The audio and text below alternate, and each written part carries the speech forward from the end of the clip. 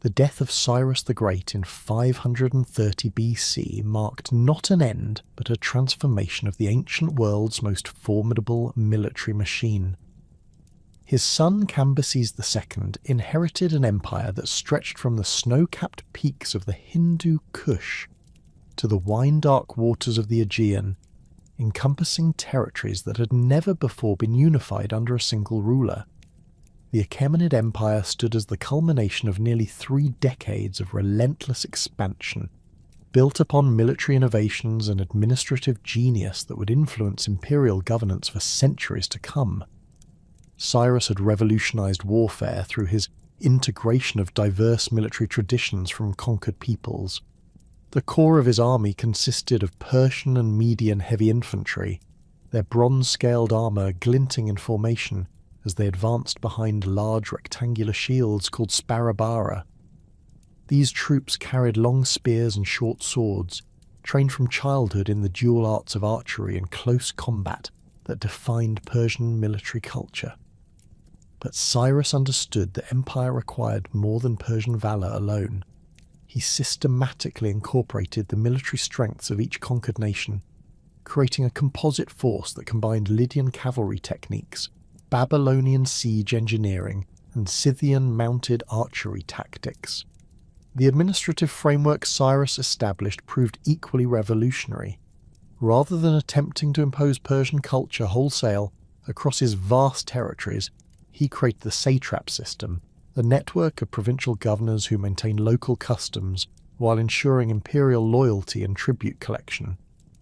Each satrap commanded regional forces drawn from local populations, creating a military structure that could respond rapidly to threats across the empire's enormous frontiers.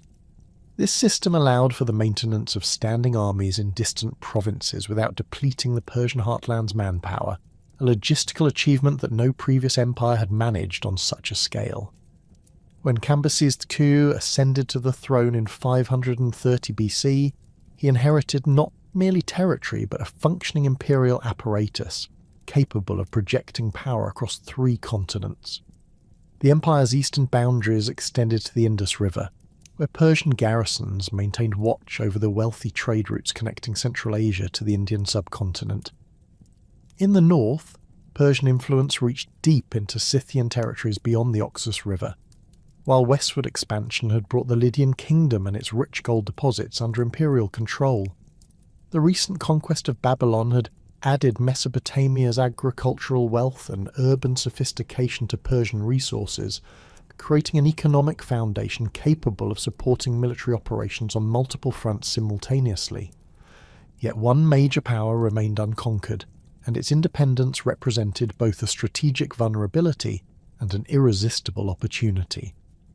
Egypt, under the 26th dynasty pharaoh Amasis II, controlled the Nile Delta's agricultural abundance and commanded crucial trade routes connecting Africa to the Mediterranean world.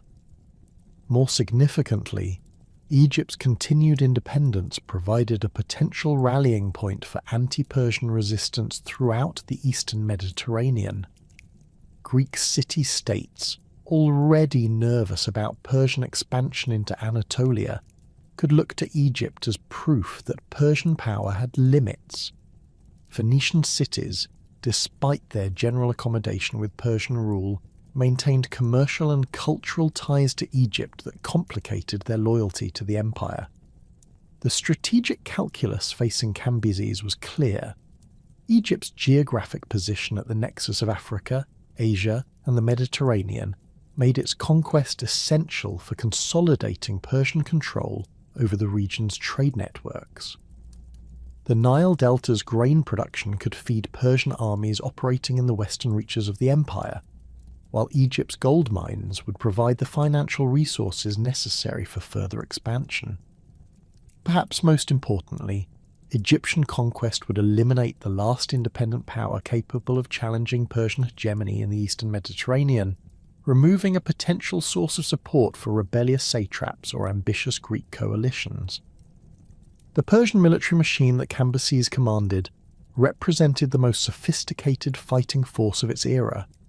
At its core stood the Immortals, an elite unit of exactly 10,000 heavy infantry whose ranks were immediately replenished whenever casualties occurred, maintaining the unit's mystique of invincibility.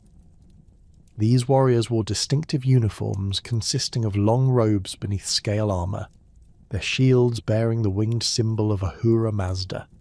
Each immortal carried a short spear with a golden pomegranate counterweight, a composite bow capable of accurate shooting at ranges exceeding 300 metres, and an iron Akinakis sword designed for close combat. Their training emphasised both individual skill and unit cohesion, with elaborate drill formations that allowed rapid transition between archery volleys and spear charges. The Immortals' effectiveness derived not merely from their equipment and training, but from their role as the Empire's military elite.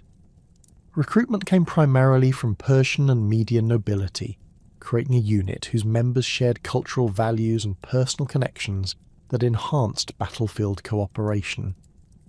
Their commanders, drawn from the highest ranks of Persian aristocracy, possessed both military expertise and political authority that allowed for rapid decision-making during combat. The unit's organisation into 10 regiments of 1,000 men each provided tactical flexibility, while maintaining the symbolic importance of the 10,000-man total that had become central to Persian military identity. Beyond the Immortals, Persian military organisation relied heavily on satrap levies that brought the Empire's diverse populations into imperial service. Each satrap was required to maintain specified numbers of troops equipped according to their regional traditions, but trained in Persian tactical doctrines. Lydian cavalry units provided heavy shock troops capable of breaking enemy formations, their horses bred from the finest bloodlines, and their riders armoured in bronze scales that covered both man and mount.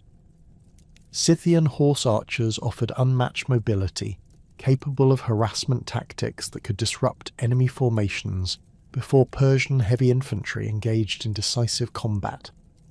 The integration of auxiliary forces represented one of Cyrus's most significant military innovations, continued and refined under Cambyses. Rather than viewing conquered peoples as potential sources of rebellion, Persian military doctrine treated them as valuable additions to imperial capability. Babylonian engineers brought sophisticated siege techniques, including the construction of massive earthwork ramps and the operation of torsion artillery that could breach the strongest fortifications. Phoenician naval expertise provided the empire with a maritime capability that complemented its land-based power, enabling amphibious operations and the projection of force across water barriers that had previously limited Persian expansion. The empire's logistical capabilities matched its tactical sophistication. The royal road system, extending from Sardis to Susa, enabled rapid communication and troop movement across vast distances. Relay stations provided fresh horses for imperial messengers, while supply depots maintained stockpiles of weapons, armour, and provisions for military units operating far from their home territories. This infrastructure allowed Persian armies to maintain operational tempo during extended campaigns, a crucial advantage when facing enemies who expected Persian forces to weaken over time due to supply difficulties. Persian siege warfare had evolved considerably since Cyrus's early campaigns against fortified cities in Anatolia. The incorporation of Assyrian and Babylonian engineering knowledge had produced siege trains capable of reducing the strongest fortifications.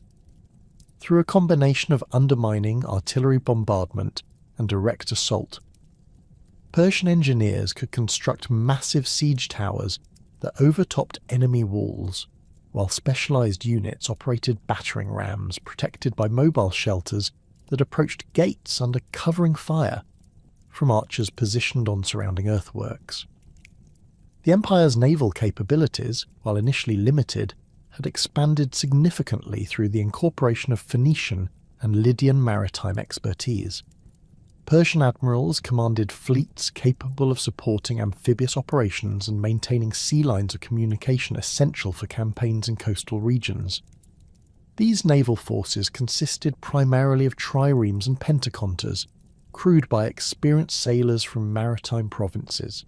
Their bronze-reinforced rams capable of sinking enemy vessels, while their deck-mounted catapults provided artillery support for land operations.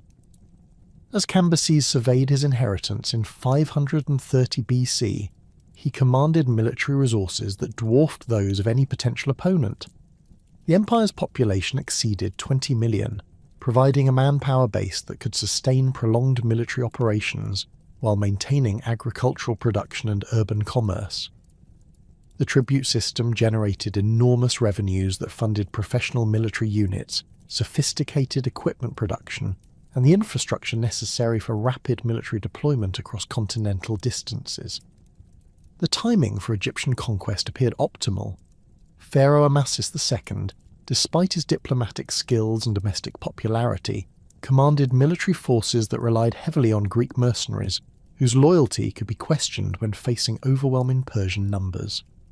Egypt's traditional military advantages, the Nile's natural defensive barriers, and the desert's protection against invasion had been neutralized by Persian innovations in logistics and siege warfare.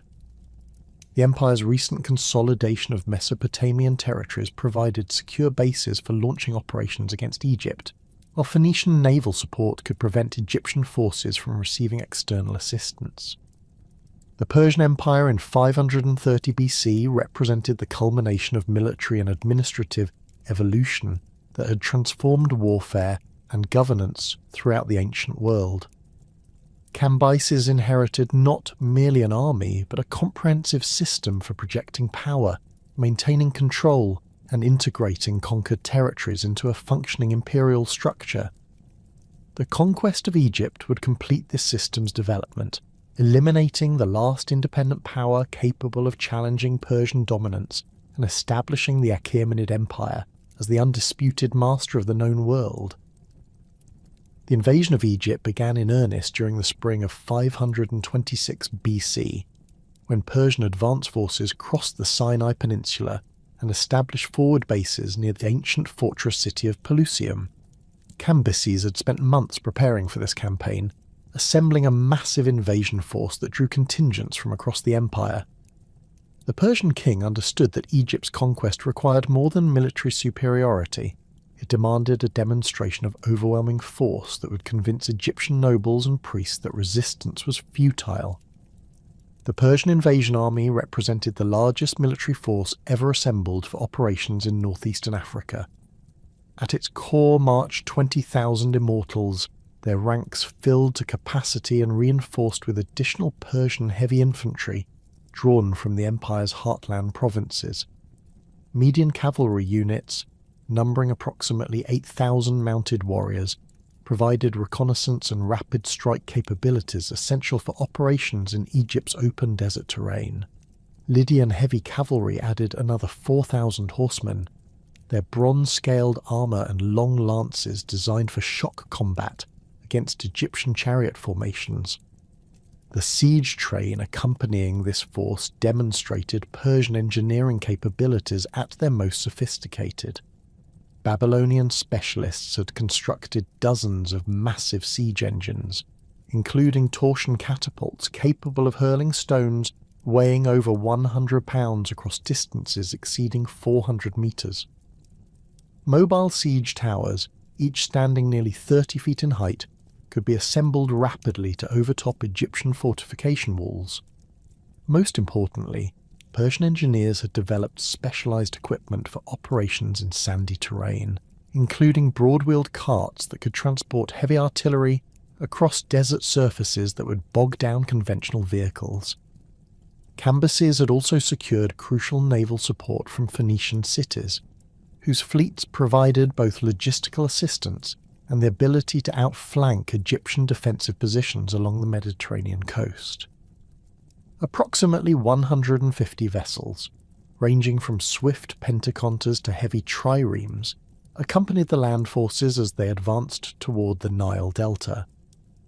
These ships carried additional supplies, siege equipment, and reserve troops while maintaining the capability to support amphibious operations if Egyptian forces attempted to establish defensive lines along the delta's waterways.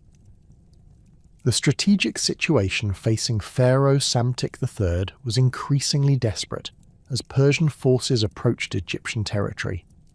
The young pharaoh, who had inherited the throne from Amasis II only months earlier, commanded military resources that were formidable by regional standards, but inadequate against the Persian juggernaut. Egyptian forces consisted primarily of native infantry equipped with bronze weapons and leather armour, supported by Nubian archers whose composite bows provided long-range striking power. Greek mercenaries numbering approximately 12,000 hoplites formed the army's elite corps, their bronze panoply and disciplined phalanx tactics representing Egypt's most effective military capability. Egyptian military doctrine relied heavily on defensive strategies that exploited the Nile Delta's natural advantages. The region's numerous waterways created natural barriers that could channel attacking forces into predetermined killing zones, while fortified positions at key crossing points provided bases for counterattacks against extended enemy columns. Egyptian engineers had spent decades improving these defences, constructing earthwork fortifications that complemented natural obstacles and establishing supply depots that could sustain prolonged defensive operations. The fortress city of Pelusium occupied the most crucial position in Egypt's defensive system. Located at the easternmost mouth of the Nile, this heavily fortified settlement controlled the primary invasion route from Asia into the Delta region. Its massive walls, constructed from locally quarried limestone blocks and reinforced with bronze fittings, rose nearly 40 feet above the surrounding terrain. The fortress contained extensive barracks facilities, weapon storage areas, and granaries capable of supporting a garrison of 8,000 troops during extended siege operations. Psamtik III had concentrated his best forces at Pelusium, recognizing that the fortress's fall would open the entire delta to Persian penetration. The garrison included 6,000 Greek mercenaries under the command of experienced Spartan officers, supported by elite Egyptian units and Nubian archer companies whose accuracy with composite bows had proven effective against Persian cavalry in preliminary skirmishes. The fortress's defensive preparations included the construction of additional earthworks outside the main walls, creating multiple defensive lines that would force attacking forces to overcome successive obstacles under constant missile fire. The Persian assault on Pelusium began in late May 525 BC, following several weeks of preliminary operations that cleared Egyptian outposts from the surrounding region.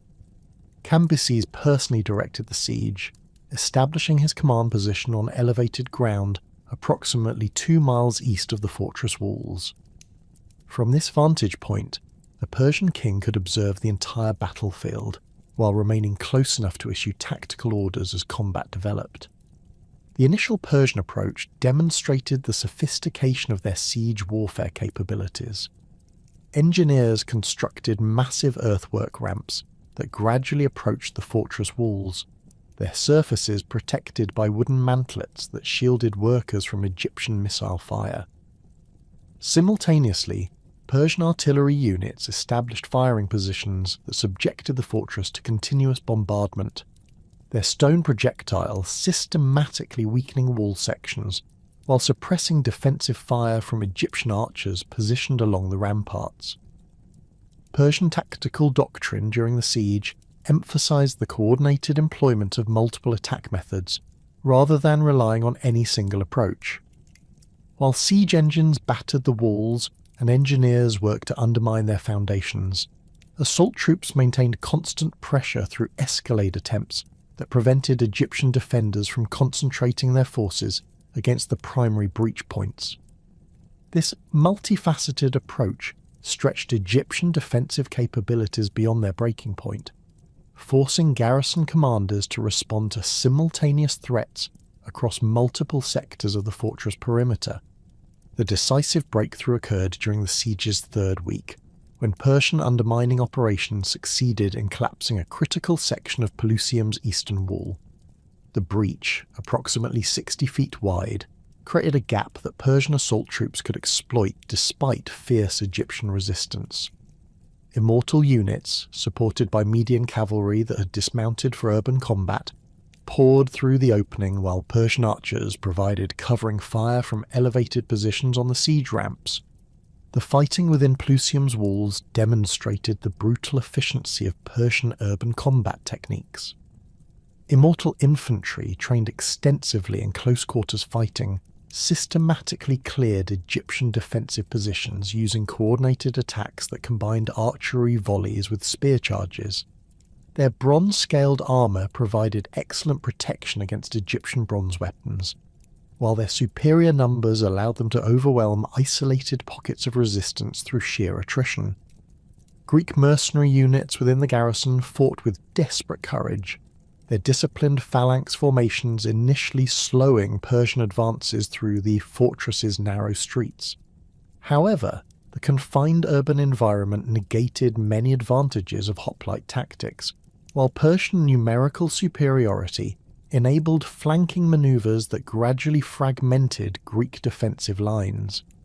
The final resistance centered around the fortress's central citadel, where approximately 2,000 Egyptian and Greek troops made their last stand before being overwhelmed by converging Persian assault columns.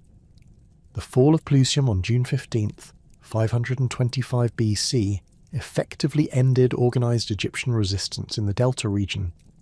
Persian forces had demonstrated their ability to reduce Egypt's strongest fortification through systematic siege operations, while the destruction of Psamtik III's best troops eliminated the core of Egyptian military capability.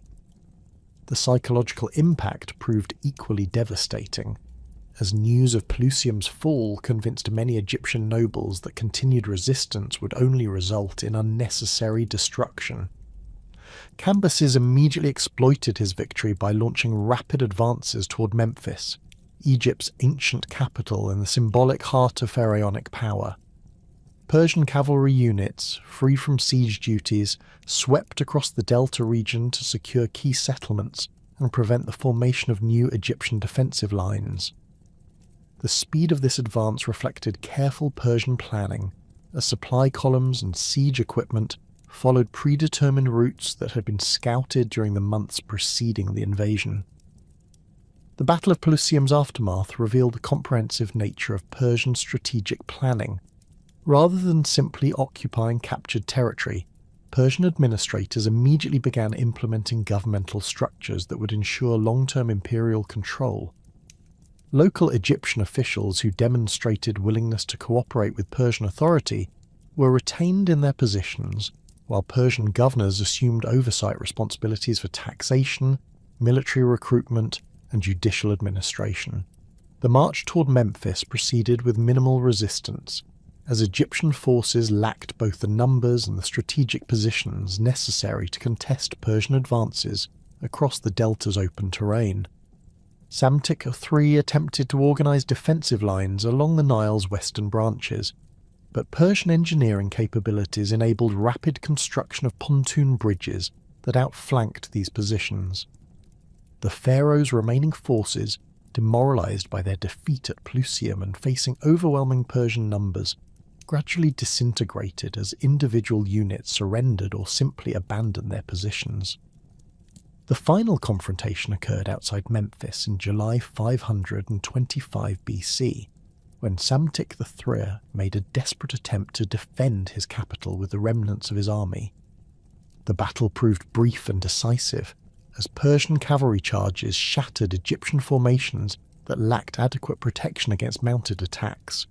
The pharaoh himself was captured during the fighting, effectively ending the 26th dynasty and completing Persian conquest of Lower Egypt.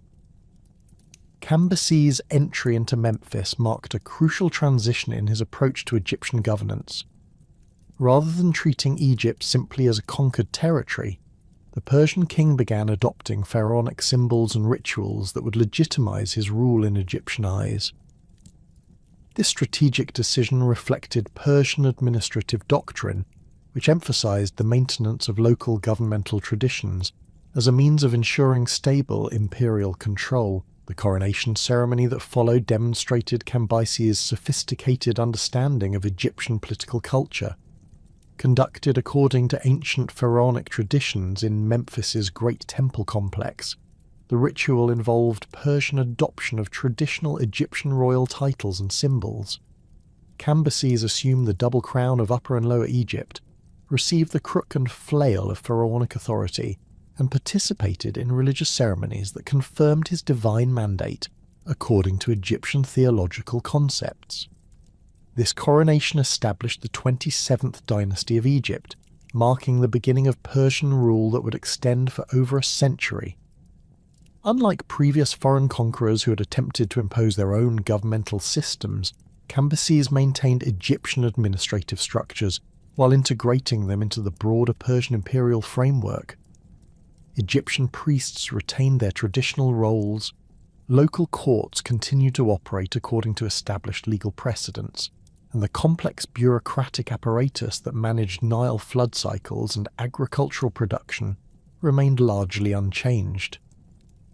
The consolidation of Persian control throughout Egypt required extensive military and administrative reforms that reflected the territory's unique characteristics. Unlike other Persian provinces, Egypt's geography created natural defensive advantages that could potentially support rebellious movements if not properly controlled. The Nile River system provided both transportation routes and defensive barriers, while the surrounding deserts offered refuge for hostile forces that might escape direct Persian supervision. Persian military dispositions reflected these geographic realities through the establishment of strategic garrisons at key positions throughout the Nile Valley. Memphis received a permanent garrison of 5,000 troops, including 2,000 immortals, whose presence symbolized imperial authority while providing rapid response capability against potential uprisings. Similar forces occupied Thebes in Upper Egypt, ensuring Persian control over the region's wealthy temples and agricultural estates. The Nile Delta received particular attention due to its agricultural importance and proximity to potential external threats. Persian engineers constructed a series of fortified positions that controlled major waterways while providing bases for rapid deployment against rebellious settlements. These installations included not only military barracks but also administrative centres that managed tax collection, legal proceedings, and the complex irrigation systems essential for delta agriculture. Persian naval forces established permanent bases along Egypt's Mediterranean coast, maintaining fleets capable of intercepting potential assistance to rebellious movements while supporting imperial communications with other provinces. These naval installations included shipyards for vessel maintenance and construction, supply depots for extended operations, and training facilities for Egyptian recruits who would supplement Persian maritime capabilities. The administrative integration of Egypt into the Persian Empire required careful balance between imperial efficiency and local traditions. Cambyses appointed Persian satraps to oversee provincial administration, while retaining Egyptian officials in positions requiring specialized knowledge of local conditions. This dual system enabled effective imperial control, while maintaining the technical expertise necessary for managing Egypt's complex agricultural and religious systems. Persian taxation policies in Egypt reflected the territory's exceptional agricultural productivity, while avoiding the excessive demands that might provoke rebellion.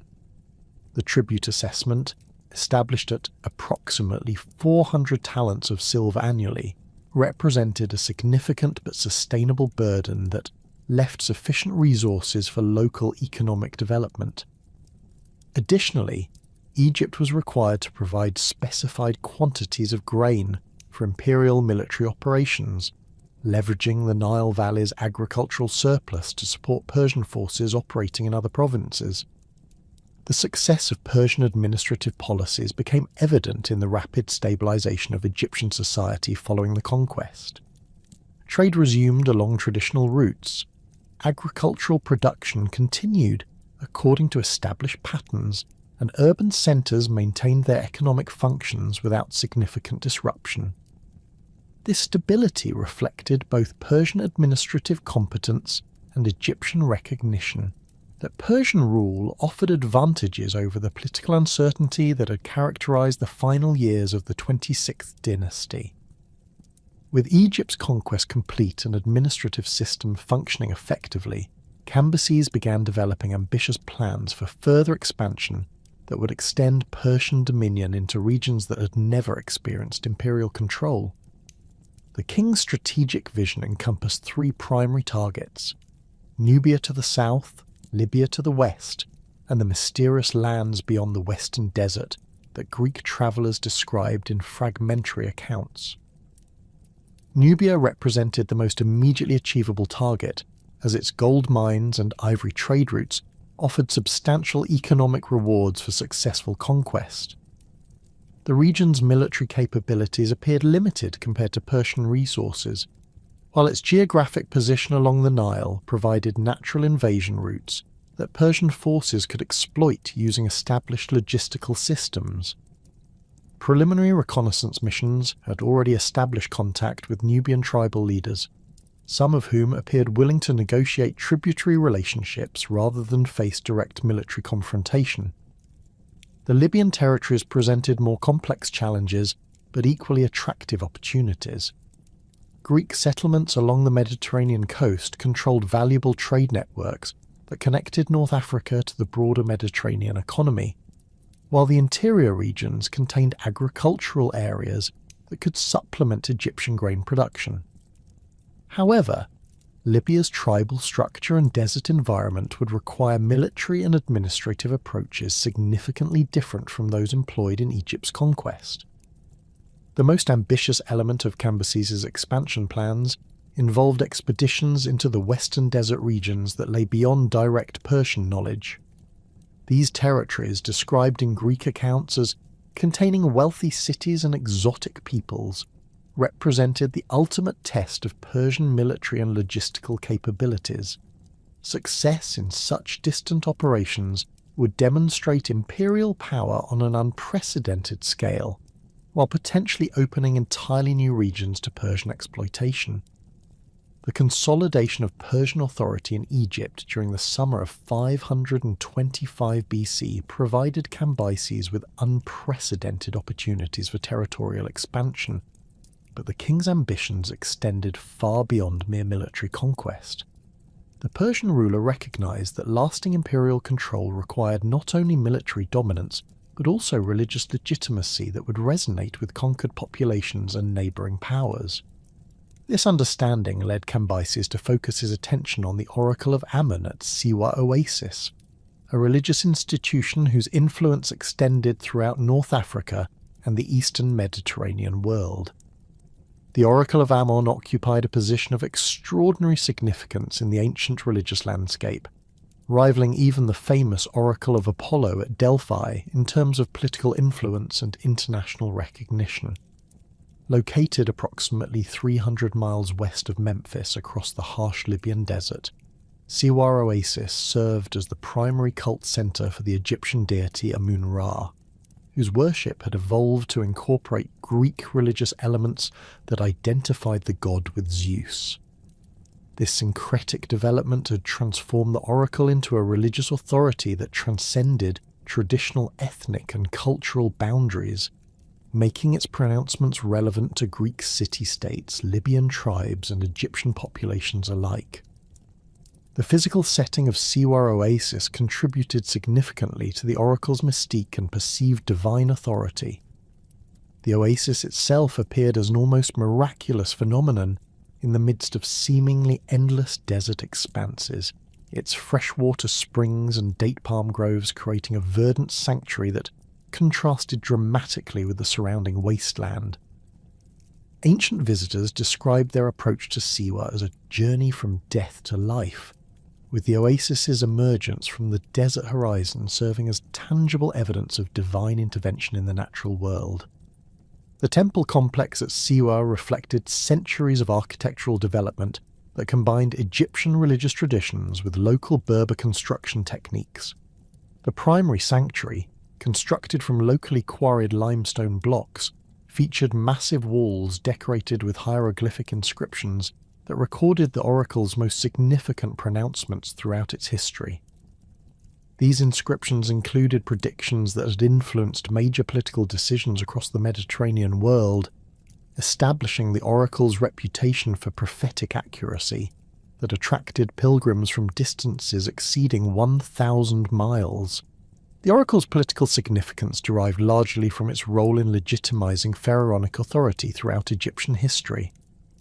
For over 8 centuries, Egyptian rulers had sought divine confirmation of their royal status through pilgrimages to Siwa, where the god Amun-Ra would allegedly recognize legitimate pharaohs through mystical communications interpreted by the temple's priests.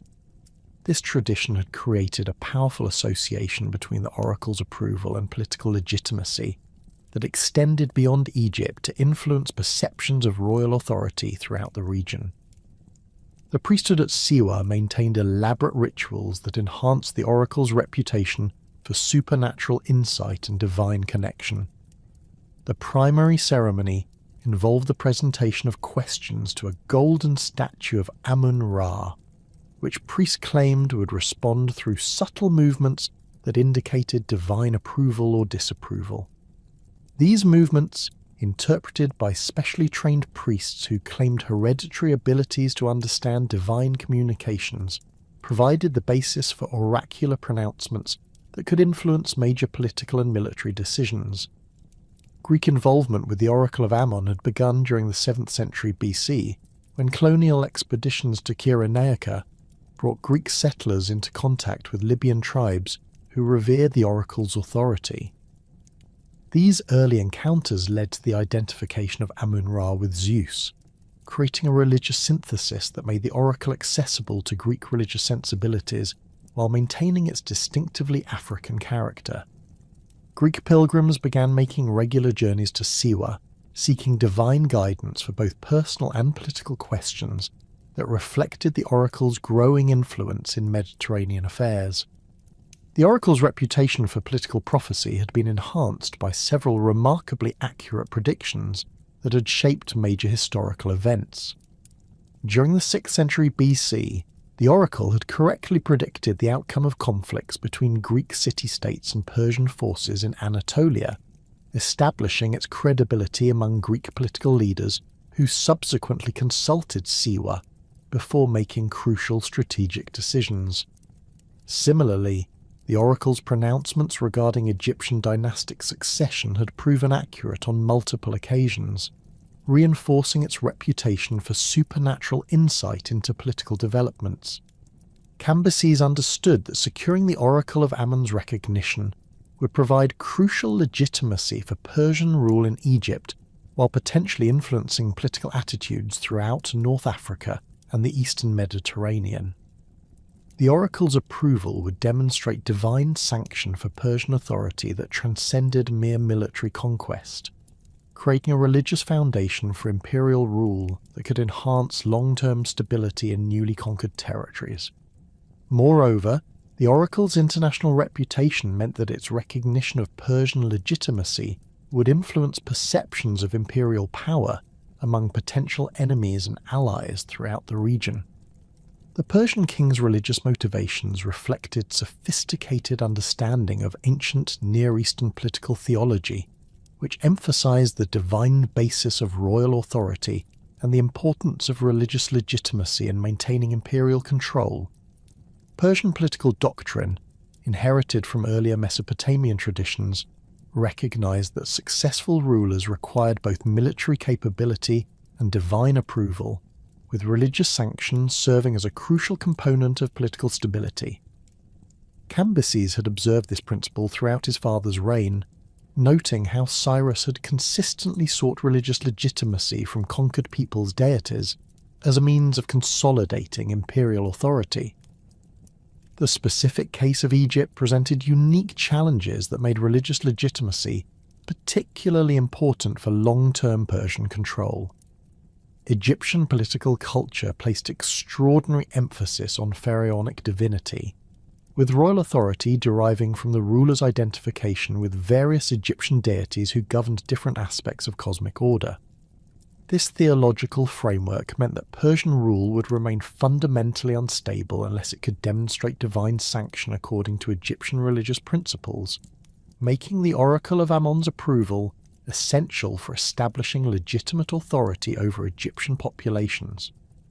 Persian intelligence gathering regarding Western trade routes had begun during the initial phases of Egyptian conquest, as Cambyses recognized that successful expansion beyond the Nile Valley would require detailed knowledge of desert geography and tribal politics.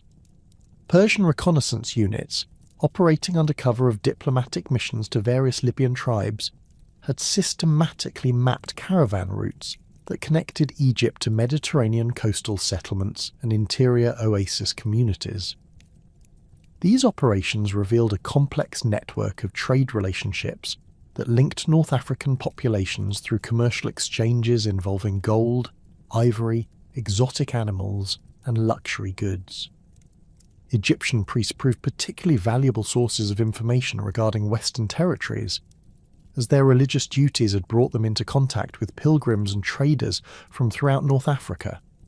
Temple records at Memphis and Thebes contain detailed accounts of caravan routes to Siwa Oasis, including information about water sources, seasonal weather patterns, and tribal territories that travellers would encounter during desert crossings.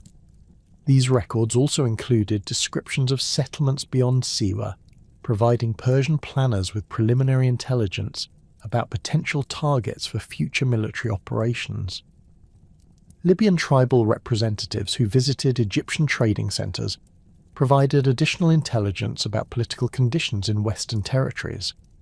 These tribal leaders described complex alliances and conflicts among various Berber groups, revealing opportunities for Persian diplomatic intervention that could facilitate military operations through the recruitment of local allies. Their accounts also included descriptions of Greek colonial settlements along the Mediterranean coast, providing Persian strategists with intelligence about potential enemies who might resist imperial expansion into their territories. The intelligence gathered through these various sources revealed that successful operations in Western territories would require military capabilities significantly different from those employed during Egypt's conquest.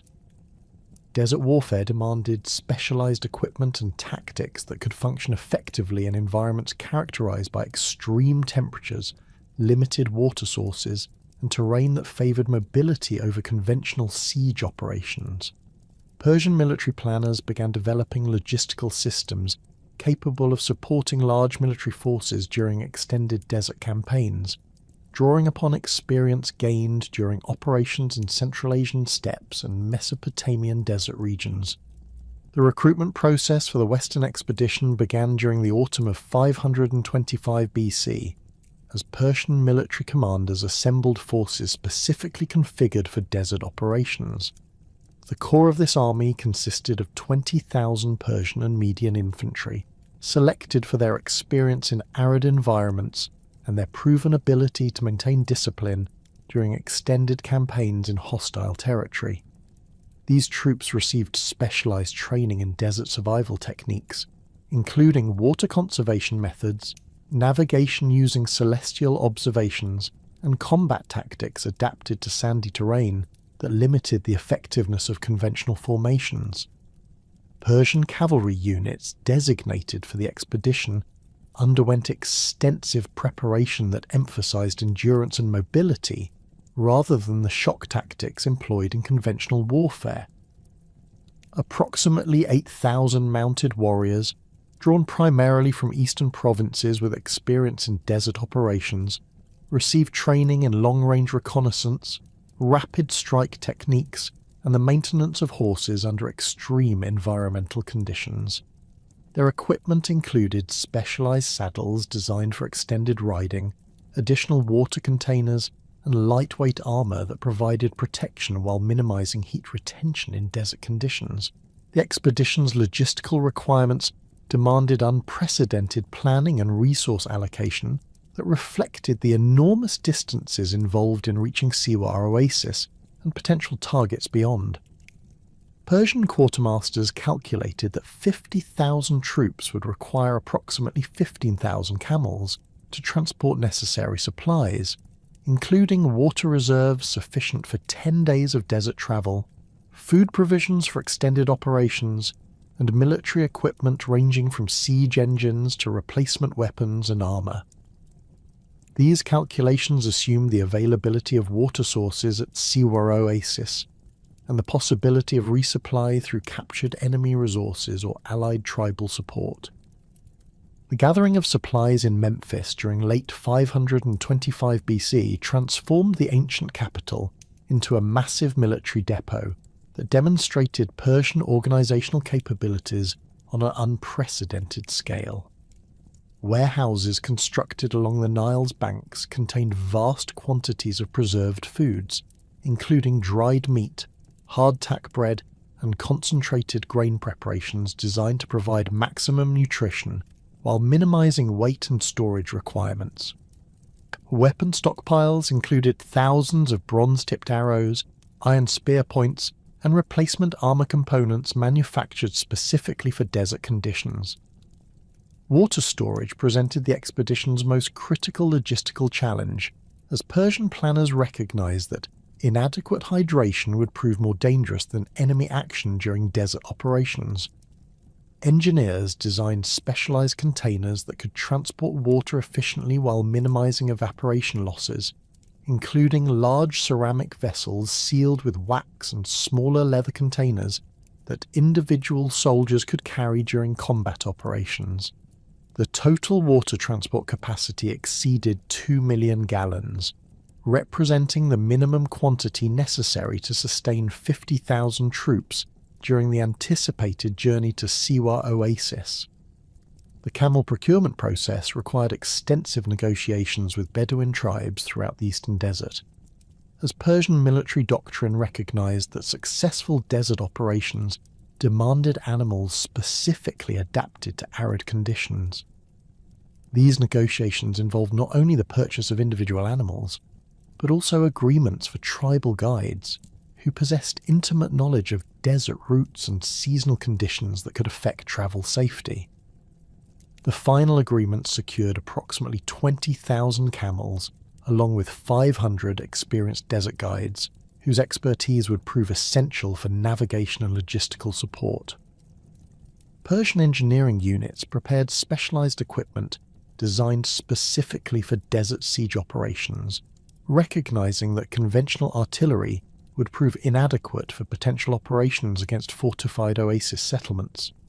These innovations included lightweight catapults that could be assembled rapidly using standardized components, portable rams designed for use against mud brick fortifications typical of desert architecture, and scaling equipment adapted for walls constructed without traditional defensive features. The engineering preparations also included tools for well digging and oasis development, anticipating the possibility of establishing permanent Persian bases in conquered territories. The recruitment of auxiliary forces reflected Persian recognition that successful desert operations required local knowledge and cultural understanding that imperial troops could not provide. Negotiations with various Libyan tribal groups resulted in agreements for approximately 5,000 auxiliary warriors whose desert experience and familiarity with regional political conditions would supplement Persian military capabilities.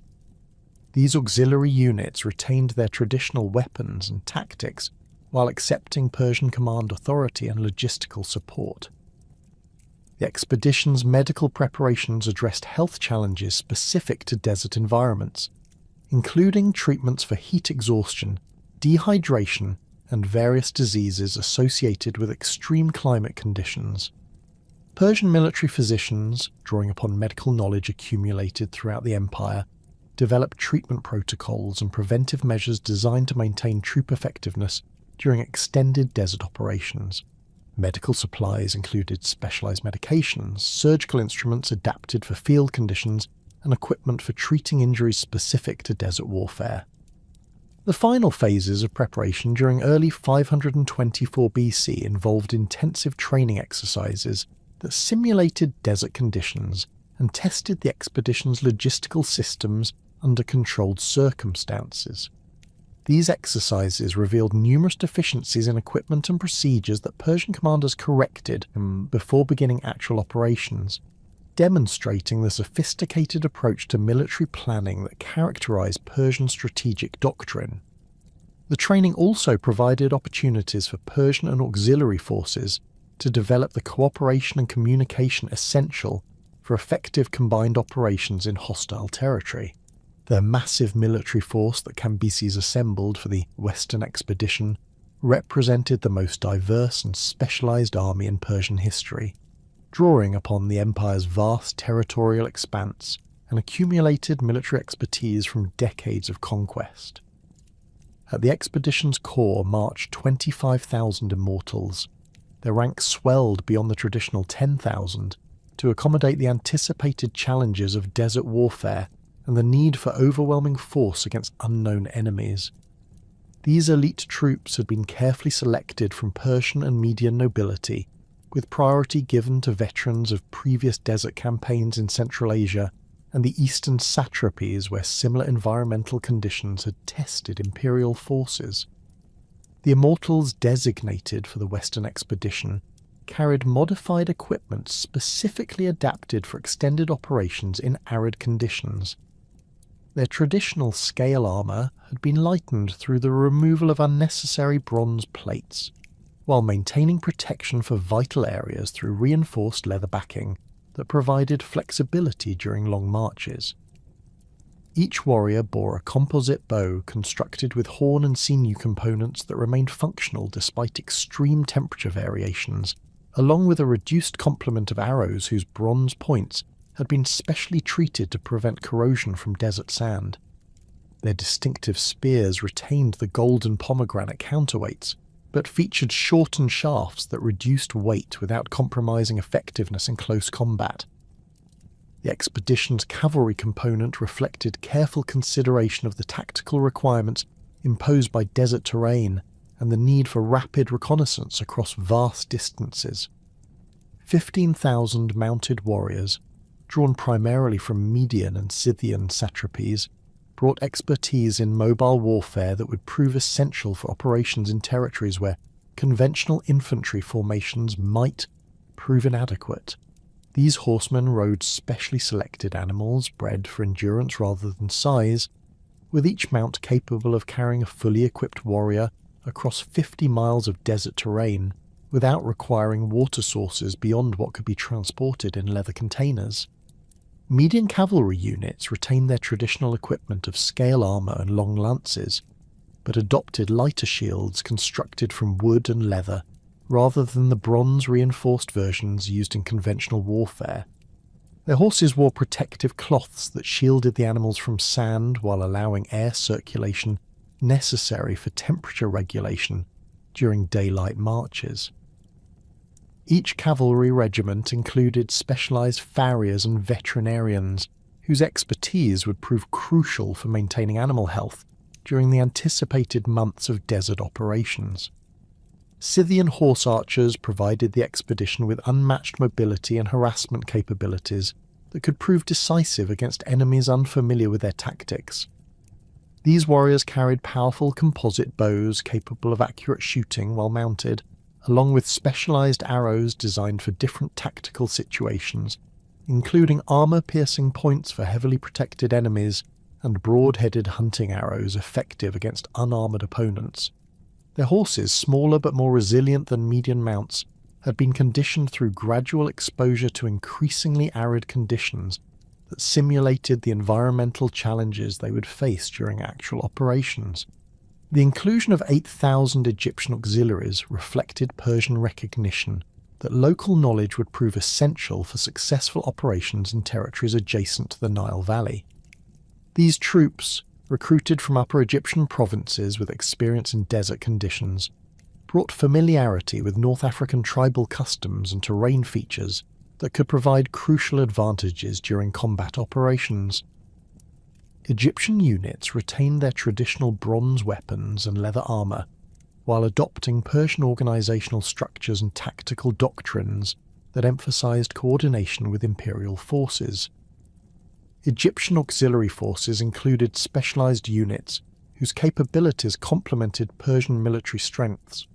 2,000 Nubian archers, renowned throughout the ancient world for their accuracy with composite bows, provided long-range striking power that could prove decisive during siege operations against fortified oasis settlements. Their weapons, constructed from African hardwoods and reinforced with imported horn components, could penetrate armour at ranges exceeding 300 metres, while maintaining accuracy sufficient for targeting individual enemies during combat. The expedition's engineering component consisted of 3,000 specialists drawn from Babylonian and Assyrian satrapies, whose expertise in siege warfare and construction would prove essential for operations against fortified positions in Western territories. These engineers brought portable equipment for rapid construction of siege engines, including prefabricated components that could be assembled into catapults, battering rams, and scaling towers using standardized fittings that simplified field operations.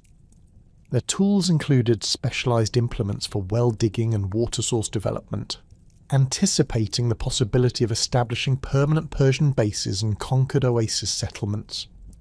Babylonian engineers had developed innovative solutions for the unique challenges posed by desert siege operations.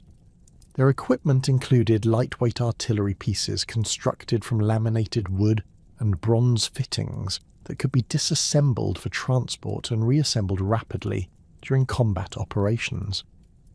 These weapons fired specially designed projectiles that remained effective despite sandy conditions, including incendiary arrows that could ignite wooden fortifications and stone shot that could breach mud brick walls typical of oasis architecture.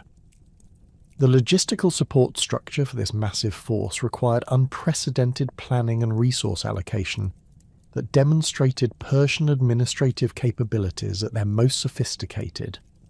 Quartermaster units, numbering 2,000 specialists, managed supply chains that extended from Memphis to forward operating positions hundreds of miles into the western desert. Their responsibilities included not only the distribution of food and water, but also the maintenance of equipment, the care of animals, and the establishment of communication lines that would enable coordination with imperial headquarters in Egypt.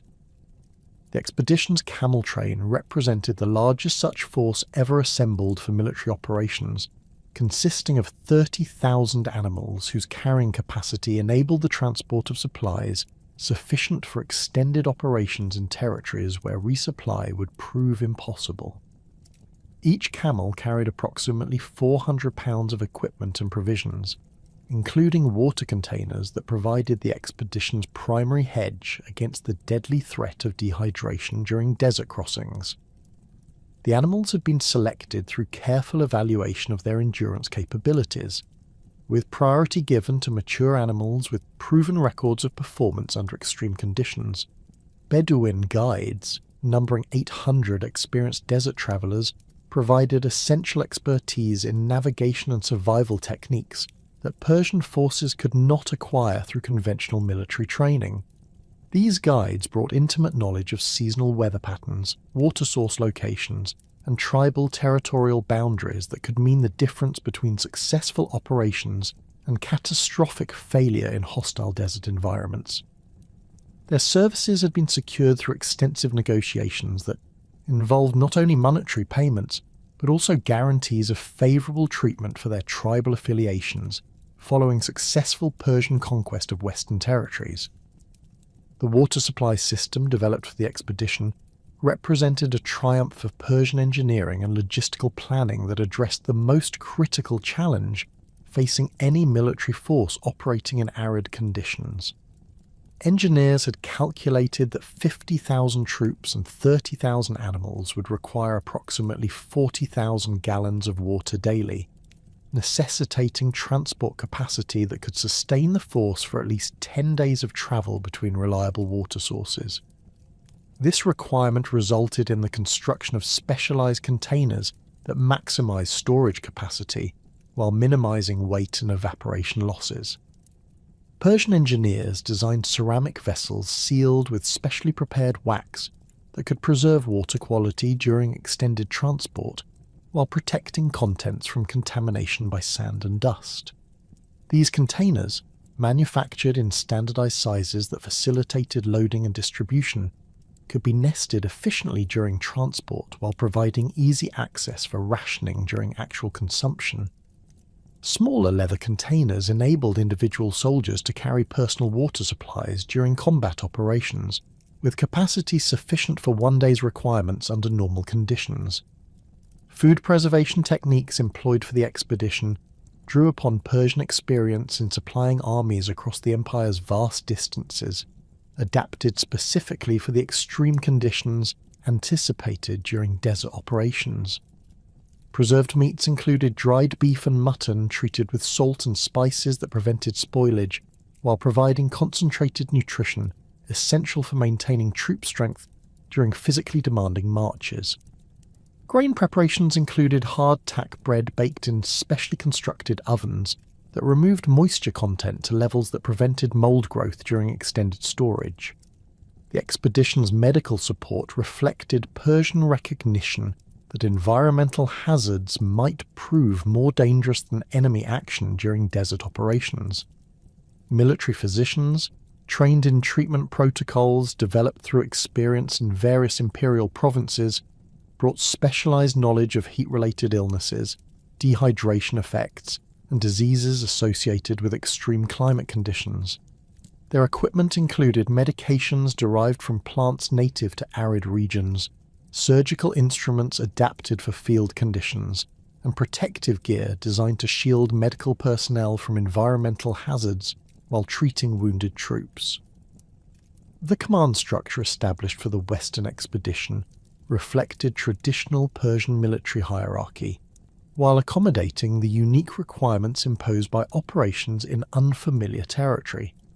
Cambyses retained overall command authority, but delegated tactical responsibility to experienced generals whose expertise in desert warfare and siege operations would prove essential for mission success.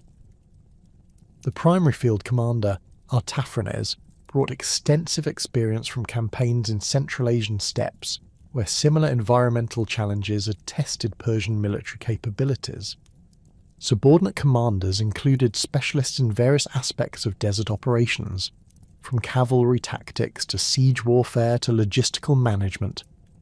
Each major unit retained its traditional Persian command structure while accepting coordination requirements imposed by the expedition's overall objectives and the need for unified action during critical operations. Communication protocols emphasized rapid information flow between units operating across extended distances, with mounted messengers providing links between forward elements and main force commanders. The religious preparations accompanying the expedition's organization demonstrated Persian recognition that divine favor would prove essential for success in such an ambitious undertaking. Zoroastrian priests conducted elaborate fire ceremonies that sought Ahura Mazda's blessing for the enterprise, while requesting protection from the evil influences that Persian theology associated with unknown territories. These ceremonies involved the sacrifice of white horses, whose blood was offered to ensure favourable winds and adequate water sources during the anticipated desert crossing. Egyptian religious elements were incorporated into the expedition's spiritual preparations through ceremonies conducted by native priests, whose participation demonstrated Persian respect for local traditions while seeking divine support from Egyptian deities familiar with Western territories. These rituals included offerings to Thoth, the god of wisdom and navigation, whose guidance would prove essential for successful desert travel, and to Ptah, the crater deity whose protection could shield Persian forces from the hostile influences that Egyptian theology associated with the Western desert. The final equipment inspections conducted during the expedition's assembly revealed the extraordinary attention to detail that characterized Persian military preparation. Each soldier's gear underwent systematic examination that verified the condition of weapons, armor, and personal equipment while ensuring compliance with standards established for desert operations. These inspections included testing of composite bows under simulated temperature conditions, verification of armor flexibility and protection levels, and evaluation of personal water containers for leaks or structural weaknesses that could prove fatal during actual operations. The expedition's departure from Memphis in early 524 BC marked the culmination of months of preparation that had transformed the ancient capital into the largest military staging area in Persian history. The assembled force represented not merely an army, but a comprehensive logistical system capable of sustaining complex operations across vast distances in hostile territory. As the massive column began its westward march towards Siwa Oasis and the unknown territories beyond, it carried with it the accumulated military expertise of the Persian Empire and the ambitious vision of a king determined to extend imperial dominion into regions that had never experienced the discipline of organized conquest. The massive Persian column that departed Memphis on March 15th, 524 BC, stretched across nearly 12 miles of desert terrain, its bronze-scaled armour glinting in the harsh morning sun as 50,000 troops began their westward march toward the oracle of Ammon at Siwa Oasis. The vanguard consisted of 2,000 Scythian horse archers whose mobility and desert experience made them ideal for reconnaissance duties in the unknown territories ahead. These mounted warriors rode in loose formations that could adapt quickly to changing terrain conditions, their composite bows strung and ready for immediate action against any hostile forces that might contest the Persian advance. Behind the cavalry screen marched the main body of Persian infantry, organised in columns that maximised efficiency while maintaining tactical flexibility. The Immortals formed the expedition's backbone, their disciplined ranks maintaining precise spacing despite the challenging terrain that alternated between rocky outcroppings and soft sand that made footing treacherous for heavily laden troops. Each warrior carried approximately 60 pounds of equipment including weapons, armour, personal water supplies and rations for 3 days of independent operations. The bronze scales of their armour had been treated with oil to prevent corrosion from the abrasive desert sand, while their shields bore leather covers that protected the bronze surfaces from the constant wind-blown particles that could damage equipment during extended exposure. The Persian engineers had calculated the optimal route based on intelligence gathered from Egyptian priests and Bedouin guides, following ancient caravan paths that connected Memphis to the Baharia Oasis, approximately 120 miles to the southwest. These established routes offered the advantage of known water sources at regular intervals, though Persian planners recognised that the expedition's massive size would strain these resources beyond their normal capacity.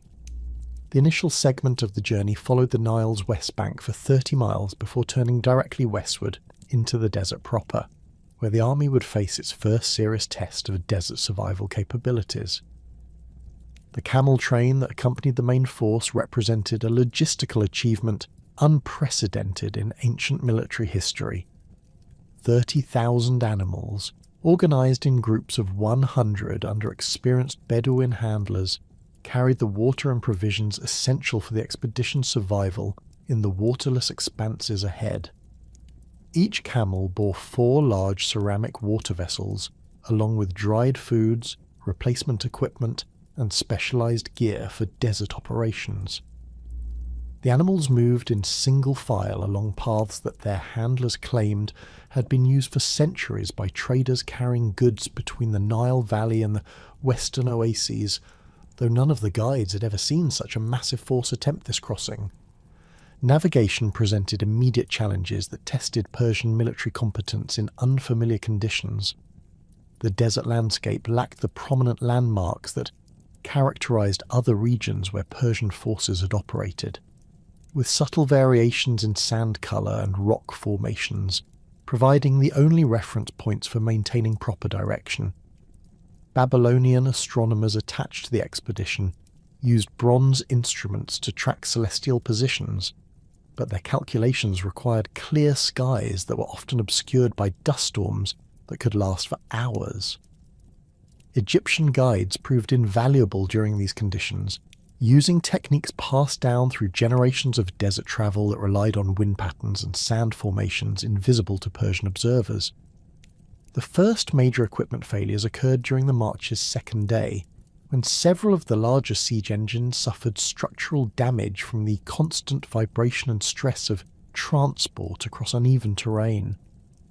The wheels of 2 catapults cracked under the combined weight of their bronze components and the additional stress imposed by soft sand that required extra effort from the oxen pulling them.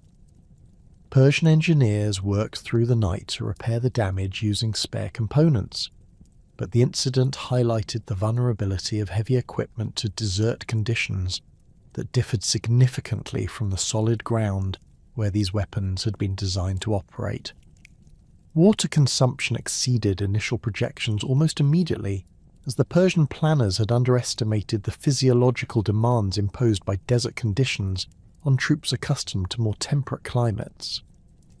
Soldiers from the empire's northern provinces, particularly Median cavalry units recruited from mountainous regions, suffered disproportionately from heat exhaustion that required increased water rations to prevent serious medical emergencies.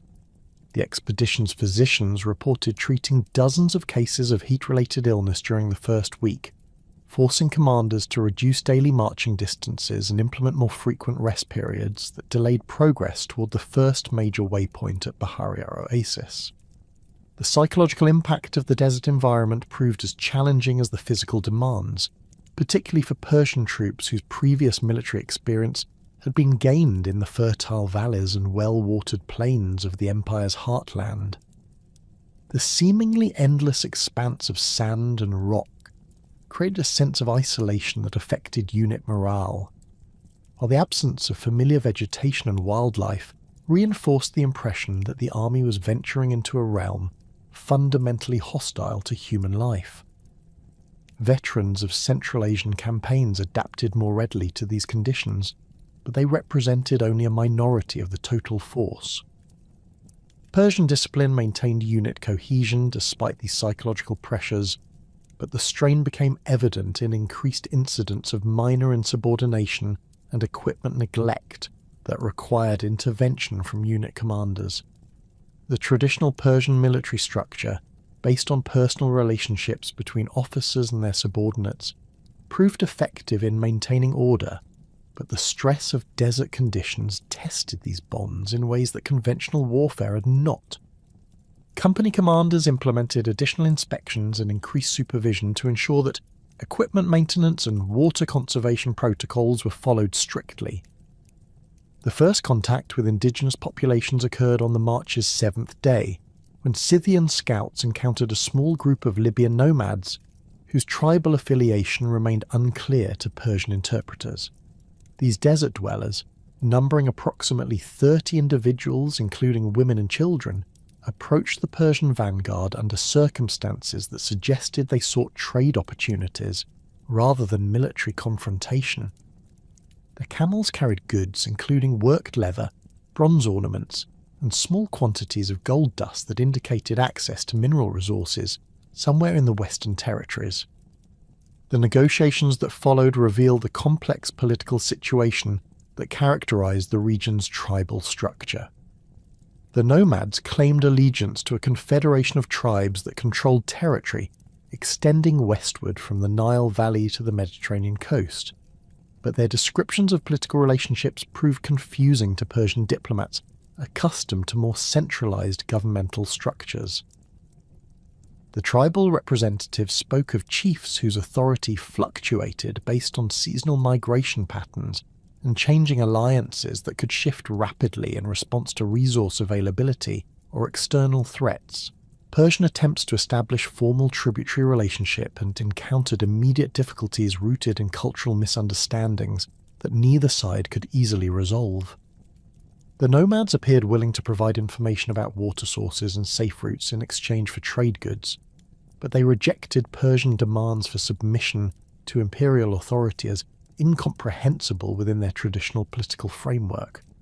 Their society recognized personal loyalty to specific leaders rather than abstract concepts of territorial sovereignty, making it impossible for them to commit their entire tribal confederation to Persian service. The tribute demands presented by Persian negotiators further complicated these discussions, as the nomads possessed few resources that matched Persian expectations for imperial taxation. Their wealth consisted primarily of livestock and knowledge, rather than the agricultural surpluses or manufactured goods that formed the basis of tribute collection in other provinces. Persian officials struggled to develop assessment methods that could extract meaningful contributions from populations whose economic activities differed fundamentally from those in settled agricultural regions. Growing tensions became apparent when Persian demands for guides and detailed route information met with evasive responses that suggested the nomads were concealing crucial intelligence about conditions ahead.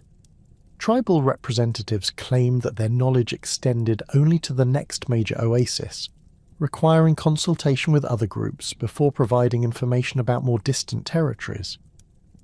This pattern of limited cooperation frustrated Persian commanders who needed comprehensive intelligence for planning future operations, while the nomads appeared increasingly concerned about the implications of providing assistance to such a massive foreign military force. The cultural divide between Persian imperial administration and nomadic social organization created communication problems that persisted despite the availability of interpreters familiar with various Libyan dialects. Persian concepts of military discipline, taxation, and territorial control translated poorly into languages and cultural frameworks that emphasized personal relationships and seasonal resource sharing. The nomads' apparent inability to provide definitive answers about political authority in Western territories reflected genuine differences in social organization rather than deliberate deception. But Persian officials interpreted these responses as evidence of unreliability or potential hostility. The expedition's encounter with these nomads provided valuable intelligence about conditions ahead, while highlighting the challenges that would face Persian forces operating in territories where conventional diplomatic and administrative approaches might prove inadequate. The nomads described water sources at irregular intervals that would require careful planning to reach safely, while their accounts of tribal territories suggested a complex political landscape that could either facilitate or obstruct Persian advances, depending on how successfully imperial diplomats could navigate local customs and expectations. The march toward Bahariya Oasis continued under increasingly difficult conditions as the army penetrated deeper into the western desert. Daytime temperatures exceeded 100 degrees Fahrenheit, forcing commanders to implement night marching schedules that reduced heat exposure but created new challenges for navigation and unit coordination. The Persian troops adapted gradually to these conditions, but the physical demands of moving heavy equipment across soft sand while maintaining combat readiness strained the expedition's capabilities in ways that had not been fully anticipated during the planning phases. Equipment modifications became necessary as desert conditions revealed weaknesses in gear designed for different environments. Leather components dried and cracked in the arid air, requiring constant treatment with oils that were in limited supply. Bronze fittings expanded and contracted with temperature changes that created gaps in armor joints, while wooden components of composite bows required careful protection from the extreme dryness that could cause catastrophic failure during combat. Persian quartermasters worked continuously to address these problems, but the solutions often required materials that were not available in sufficient quantities for the expedition's massive scale. The water supply situation remained precarious despite careful rationing protocols that limited each soldier to 2 quarts daily for all purposes, including drinking, cooking, and equipment maintenance. This allocation provided barely adequate hydration under normal conditions, but left no margin for increased consumption during periods of intense physical activity or medical emergencies. The expedition's physicians monitored water consumption carefully while treating increasing numbers of troops for dehydration symptoms that could progress rapidly to life-threatening conditions if not addressed promptly. Persian military medicine had developed effective treatments for many desert-related health problems, but the scale of the expedition created logistical challenges that complicated medical care. The portable hospitals that accompanied each major unit carried adequate supplies for treating combat injuries, but lacked the specialized equipment necessary for addressing the environmental health problem that affected increasing numbers of troops. Medical personnel adapted their procedures to desert conditions while requesting additional supplies from the main logistics train, but these resources were limited and could not be easily replaced if exhausted. The psychological effects of desert isolation continued to challenge unit morale as the expedition advanced into territories that appeared increasingly hostile to human habitation. The absence of familiar landmarks and the repetitive nature of the landscape created disorientation that affected even experienced soldiers, while the constant presence of sand in food, water and equipment reinforced the impression that the army was fighting against the environment itself rather than human enemies. Persian officers worked to maintain discipline through increased attention to routine military activities, but the stress of desert conditions tested leadership capabilities in unprecedented ways. The approach to Baharia Oasis represented a crucial test of the expedition's logistical planning and the Persian army's ability to adapt to desert warfare conditions that differed significantly from their previous military experience. The oasis itself appeared as a green smudge on the horizon that gradually resolved into date palms and cultivated fields watered by natural springs, but intelligence reports suggested that the settlement's resources might prove inadequate for the expedition's massive requirements. Persian advance units had already established contact with the oasis inhabitants, but negotiations for supplies and cooperation had revealed political complications that could affect the army's ability to continue its westward advance toward the ultimate objective at Siwa Oasis. The Persian expedition's arrival at Baharia Oasis on April 8, 524 BC provided temporary relief from the desert's relentless assault, but the settlement's limited resources created new challenges that tested Cambyses' logistical planning. The oasis contained approximately 40 natural springs that produced sufficient water for the local population of 3,000 inhabitants. Yet the Persian army's requirements exceeded this capacity by a factor of 20. Local administrators, overwhelmed by the sudden appearance of 50,000 foreign troops, struggled to negotiate supply agreements while maintaining enough resources to sustain their own community through the approaching summer months. The oasis settlement consisted of mud brick buildings clustered around the primary water sources, with date palm groves extending outward in carefully maintained patterns that maximised agricultural productivity. Persian engineers immediately began surveying the water sources to determine sustainable extraction rates, discovering that several springs showed signs of stress from increased demand that had begun even before the main army's arrival. The advance unit's consumption had already lowered water levels in 2 smaller springs, forcing local inhabitants to modify their irrigation schedules to prevent permanent damage to their agricultural systems. Persian negotiations with the oasis leadership revealed political complexities that reflected the broader challenges facing imperial expansion into territories with decentralized governmental structures. The settlement operated under a council system where decisions required consensus among representatives from various family groups, making it impossible to secure rapid agreements for the massive supply requirements that the expedition demanded. Each family controlled specific agricultural plots and water rights that could not be transferred without extended discussions that Persian commanders found frustratingly slow given their operational timeline. The water crisis intensified during the expedition's second day at Baharia, when Persian consumption exceeded the spring's daily output by approximately 15,000 gallons. Engineers implemented emergency rationing measures that reduced individual allocations to 1 quart per soldier, barely sufficient to prevent dehydration under the extreme heat conditions that characterized the desert environment. Medical personnel reported increasing cases of heat exhaustion among troops who had expected adequate water supplies at the oasis, forcing commanders to consider extending their stay beyond the planned 3-day resupply period.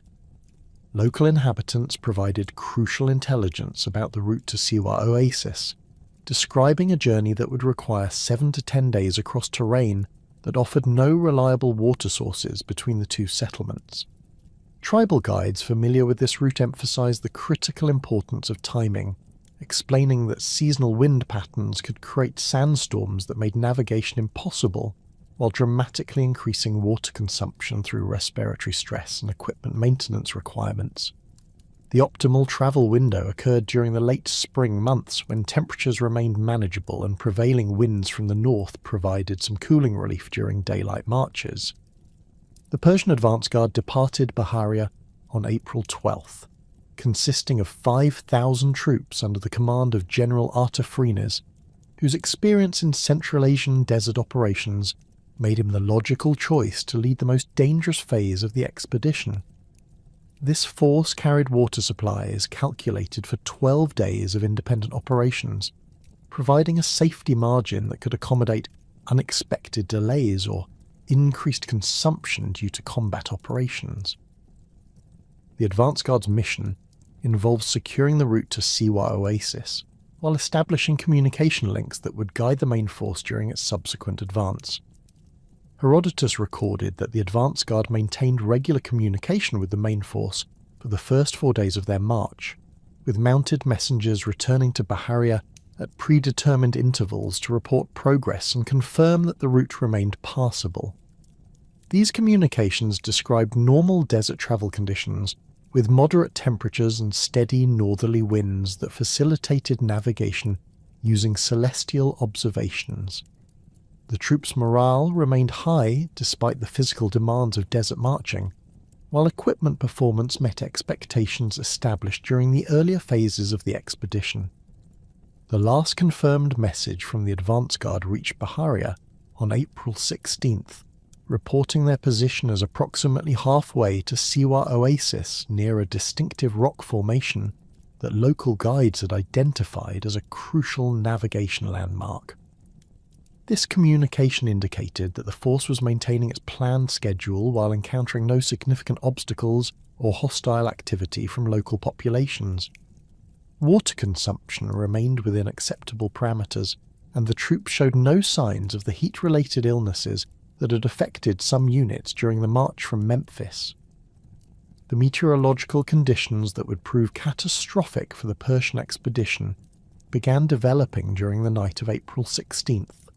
17, when atmospheric pressure changes indicated the approach of a massive weather system from the southwest. Desert meteorology in the western desert involves complex interactions between seasonal temperature variations, pressure differentials created by the Mediterranean Sea's proximity, and the vast thermal mass of the Saharan interior that can generate extreme weather phenomena with little advance warning.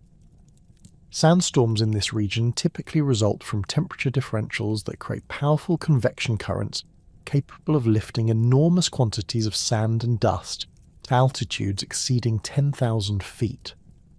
These storms can extend across hundreds of square miles while maintaining wind velocities that surpass 60 miles per hour, creating conditions that reduce visibility to zero while generating static electricity that affects both humans and animals.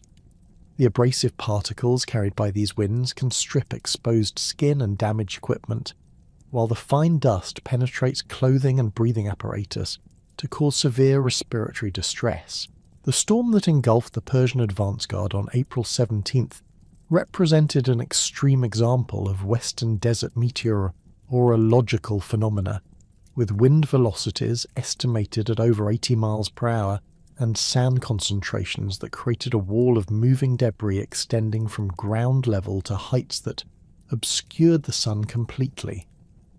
Local Bedouin guides later described this storm as unprecedented in their collective memory, comparing its intensity to supernatural forces that their traditional beliefs associated with divine displeasure at foreign intrusion into sacred territories. The physical effects of such extreme sandstorms on military formations would have been devastating regardless of the troops' preparation and equipment. The initial wind assault would have scattered individual soldiers and disrupted unit cohesion within minutes, while the sand-laden air would have made breathing extremely difficult, even for troops who managed to cover their faces with cloth protection. The static electricity generated by billions of sand particles would have created continuous lightning-like discharges that could panic horses and camels while interfering with metal equipment, including weapons and armour.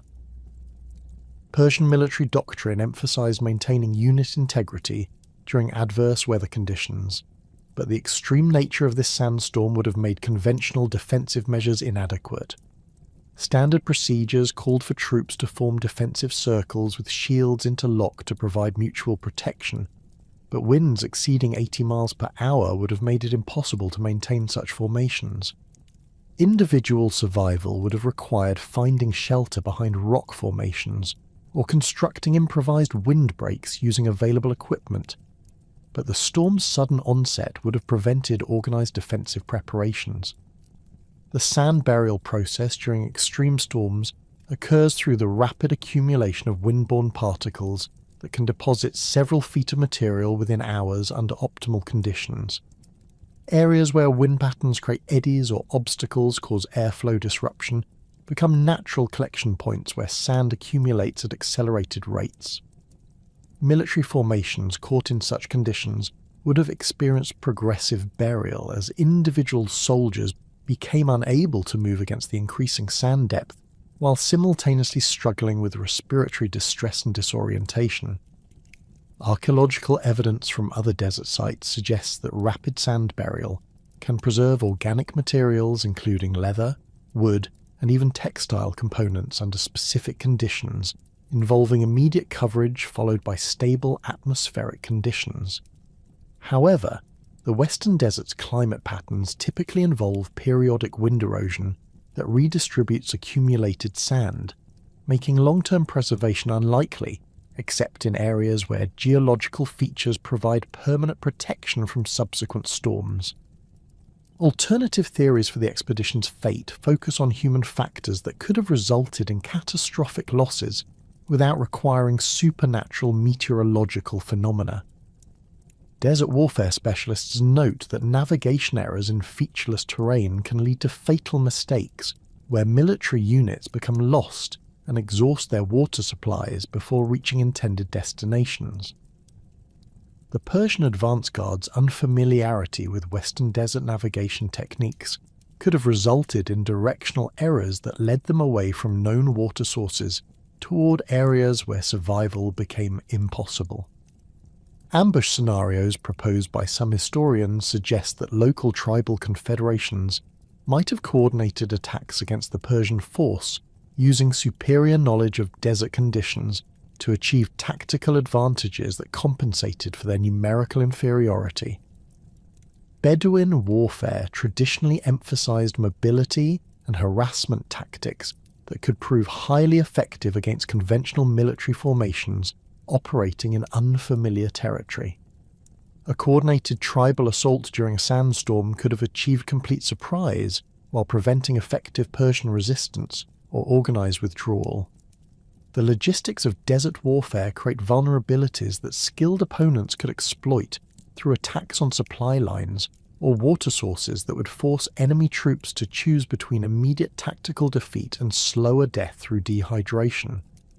Tribal forces familiar with seasonal water source availability could have poisoned or blocked access to springs that Persian forces needed for survival, creating conditions where military defeat became inevitable regardless of tactical skill or numerical superiority. Strategic retreat scenarios involve the possibility that Persian commanders recognized their operational situation had become untenable and attempted to withdraw toward Bahariya Oasis or alternative destinations, but encountered navigation difficulties or supply shortages that prevented successful completion of the withdrawal. Desert retreat operations require precise coordination and adequate supplies that may not have been available if the original mission parameters had been compromised by unexpected conditions or enemy action. The timeline reconstruction based on available evidence suggests that catastrophic events affecting the Persian advance guard occurred between April 17th, 524 BC, when the expected communication schedule was disrupted and subsequent messenger attempts failed to establish contact with the missing force. Persian commanders at Bahariya initially attributed communication failures to equipment problems or temporary delays caused by difficult terrain, but the continued absence of any contact after April 20th indicated that serious problems had developed. Search and rescue operations launched from Bahariya on April 22nd involved 2,000 mounted troops equipped for extended desert operations and guided by local Bedouins familiar with the route to Siwa Oasis. These search parties followed the established caravan route while sending smaller detachments to investigate alternative paths that the advance guard might have taken if navigation errors had occurred. The search efforts continued for 2 weeks but discovered no trace of the missing Persian force, despite covering hundreds of square miles of desert terrain. The absence of equipment debris, human remains, or other physical evidence that would indicate the location of a military disaster involving 5,000 troops suggests either complete burial under sand deposits or successful concealment by hostile forces who removed evidence of their victory. Desert preservation conditions can maintain organic materials for extended periods under specific circumstances, but the Western Desert's active sand movement typically redistributes surface materials within months of their initial deposition. Persian intelligence efforts to determine the advance guard's fate included interrogation of tribal representatives and systematic questioning of caravan traders who used routes through the affected area. These investigations revealed no reliable information about military action involving Persian forces, though several witnesses reported unusual sandstorm activity during the relevant time period. The absence of tribal claims regarding victory over Persian troops suggested either that no human agency was responsible for the disappearance, or that any responsible parties had compelling reasons to conceal their involvement. The psychological impact on the main Persian force at Bahariya intensified as search efforts failed to produce evidence of the advance guard's fate. Troops who had expected to follow their comrades to Siwa Oasis faced the prospect of advancing into territory where an entire Persian army had vanished without explanation. Unit morale declined significantly as rumours spread regarding supernatural causes or overwhelming enemy forces that could destroy Imperial troops without leaving evidence of battle. Cambyses faced a strategic decision that would determine both the expedition's future and his own reputation as a military commander. The loss of 5,000 elite troops represented a serious blow to Persian prestige that required either decisive action to achieve the original objectives or strategic withdrawal that would minimize further losses while preserving imperial credibility. The king's response to this crisis would influence Persian military doctrine for subsequent desert operations, while affecting political stability throughout the empire's western provinces.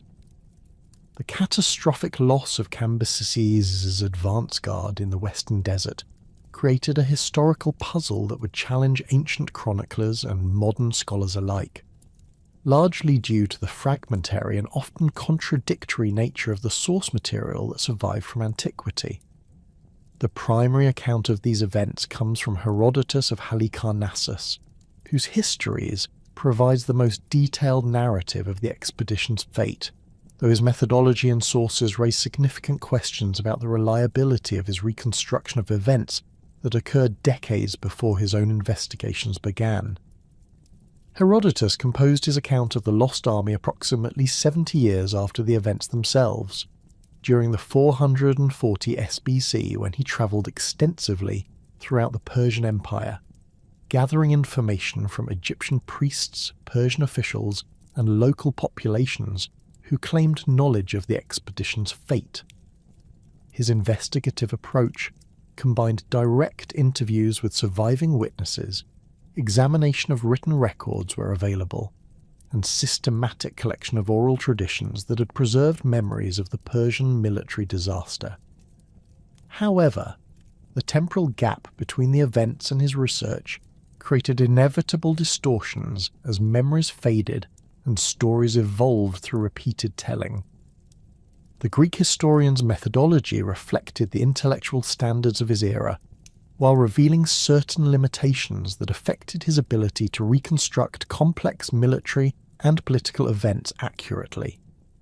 Herodotus relied heavily on oral testimony from individuals whose motivations and reliability he could not always verify, particularly when dealing with politically sensitive topics that might encourage witnesses to provide self-serving accounts.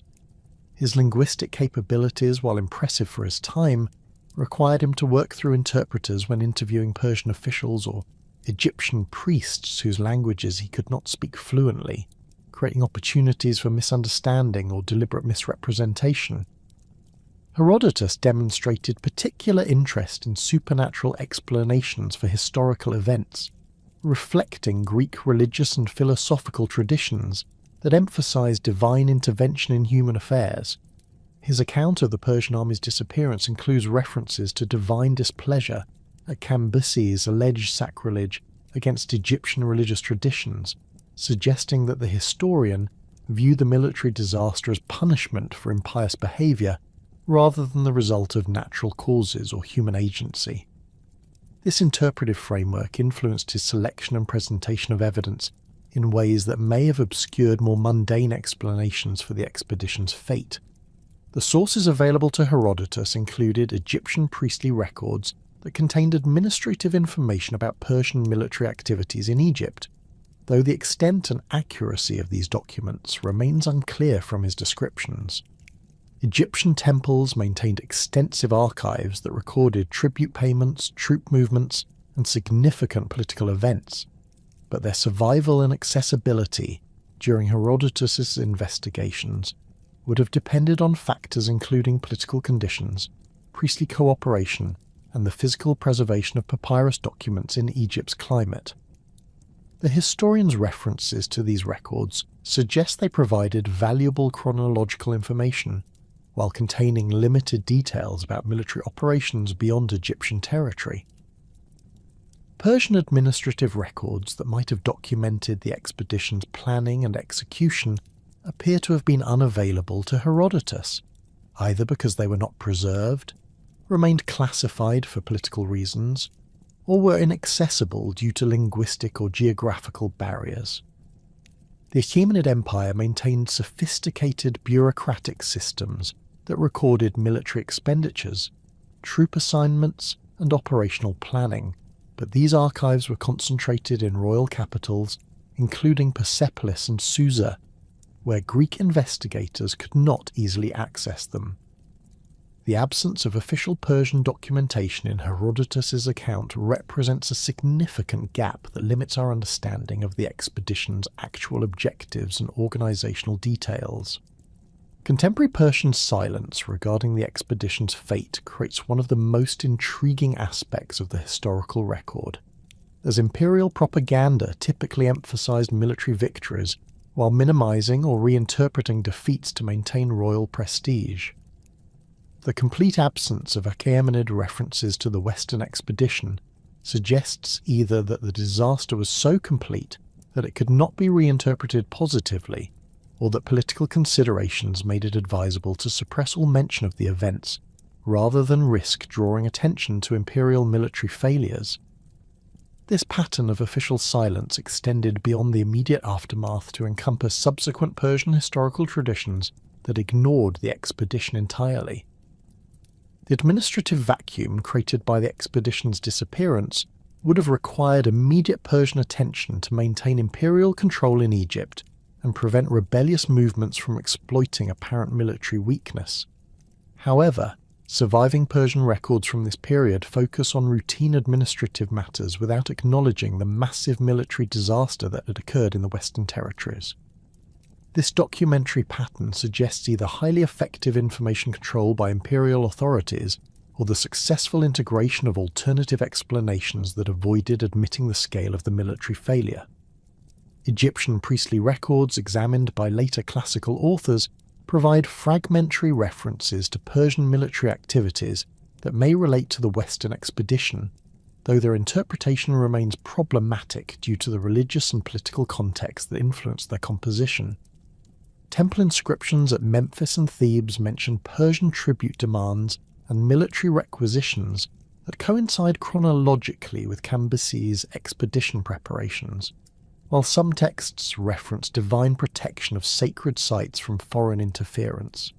These sources emphasize religious themes rather than military details, making it difficult to extract reliable information about specific operational events.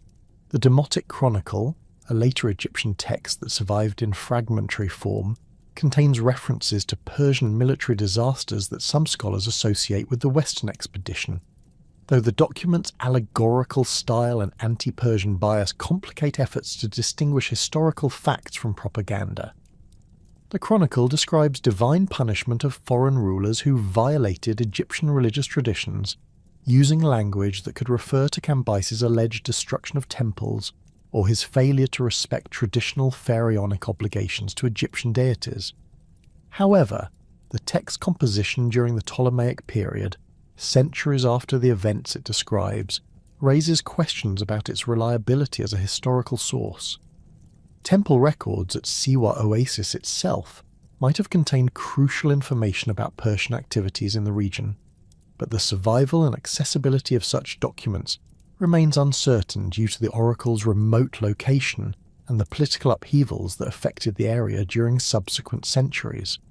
Archaeological investigations at Siwa have revealed evidence of Persian period occupation, including pottery fragments and architectural features that suggest significant military activity during the 6th century BC. But these material remains provide limited insight into specific events or their outcomes. Later classical authors who addressed the Persian expedition's fate brought different perspectives and additional sources to bear on the historical puzzle, though their accounts often reflect the political and cultural biases of their own times, rather than objective historical analysis. Diodorus Siculus, writing during the 1st century BC, incorporated material from earlier historians, including Ctesias of Cnidus, whose access to Persian royal archives provided alternative perspectives on Achaemenid military history. However, Ctesias's reputation for sensationalism and his tendency to contradict Herodotus on numerous points makes his testimony regarding the Western expedition difficult to evaluate independently. Diodorus's account emphasizes the logistical challenges facing Persian forces in desert environments, describing equipment failures and supply shortages that could have contributed to the expedition's failure even without supernatural intervention or enemy action. His technical knowledge of military operations, derived from his study of Hellenistic warfare, enabled him to identify practical problems that earlier historians might have overlooked in favour of more dramatic explanations. The Roman-era historians' analysis suggests that Persian overconfidence in their logistical capabilities led to inadequate preparation for the extreme conditions encountered in the Western Desert. Strabo's geographical writings provide valuable context for understanding the environmental challenges that would have faced Persian forces operating in the Western Desert, though his account of the expedition itself relies heavily on earlier sources rather than independent investigation. The geographer's systematic description of North African climate patterns, seasonal weather variations, and water source distribution helps explain how natural conditions could have created catastrophic problems for a large military force unprepared for extreme desert environments. His technical expertise in geography and meteorology lends credibility to explanations that emphasize environmental factors over human agency or supernatural intervention. Strabo's analysis of desert navigation techniques used by contemporary Bedouin tribes reveals the sophisticated knowledge required for successful travel in the Western Desert, highlighting the disadvantages facing Persian forces who lacked such expertise. His descriptions of seasonal wind patterns, sandstorm frequency, and the subtle terrain features used for navigation demonstrate the complexity of desert survival skills that could not be acquired quickly by troops trained in different environments. The geographer's emphasis on technical factors provides a rational framework for understanding how experienced military forces could suffer catastrophic losses in unfamiliar territory. Pliny the Elder's natural history contains references to the Persian expedition that reflect Roman-era attitudes toward imperial overextension and the dangers of military operations in hostile environments. Pliny's account emphasizes the hubris of Persian expansion into territories that nature itself seemed designed to protect from foreign intrusion, reflecting Roman philosophical traditions that viewed excessive ambition as a source of political and military disaster. His interpretation of events focuses on moral lessons rather than historical analysis, but his access to earlier sources that are no longer extant makes his testimony valuable despite its didactic purpose. The Roman author's technical knowledge of military engineering and logistics enables him to identify specific problems that could have affected Persian operations in the Western Desert, including equipment design issues, supply chain vulnerabilities, and communication difficulties that might have contributed to the expedition's failure. Pliny's analysis suggests that Persian military doctrine, while highly effective in conventional warfare, proved inadequate for the unique challenges posed by desert operations against dispersed tribal opponents who could exploit environmental advantages. Later Byzantine and Arabic sources provide additional perspectives on the Persian expedition, though their historical value is limited by their temporal distance from the events and their reliance on earlier classical authors whose accounts they often misinterpret or embellish. Arabic historians, including al-Tabari and al-Masudi, incorporated Persian expedition narratives into their comprehensive historical works, but their versions reflect Islamic theological perspectives that emphasize divine justice and the punishment of impious rulers rather than objective historical analysis. The Arabic tradition's emphasis on moral interpretation led to the development of elaborate narratives that explain the Persian army's disappearance as divine punishment for Cambyses' alleged destruction of the religious sites and his failure to respect local customs. These accounts often include supernatural elements, including miraculous sandstorms, divine intervention on behalf of oppressed populations, and prophetic warnings that the Persian king ignored due to his arrogance and impiety. While these narratives provide insight into medieval Islamic attitudes toward imperial power and religious tolerance, their historical reliability remains questionable. Archaeological evidence for the Persian expedition remains frustratingly limited, despite extensive investigations in the Western Desert region during the 19th and 20th centuries. Excavations at various sites along the probable route from Bahriya to Siwa Oasis have revealed Persian period artifacts including pottery fragments, bronze weapons components, and architectural remains that confirm Persian military activity in the region during the 6th century BC. However, these material remains provide limited insight into specific events or their outcomes, while the desert environment's tendency to redistribute surface materials makes it unlikely that dramatic archaeological discoveries will resolve the historical puzzle. Recent archaeological surveys using ground-penetrating radar and satellite imagery have identified several anomalous features in the Western Desert that could potentially represent buried military equipment or human remains, but excavation efforts have yet to produce definitive evidence linking these discoveries to the Persian expedition.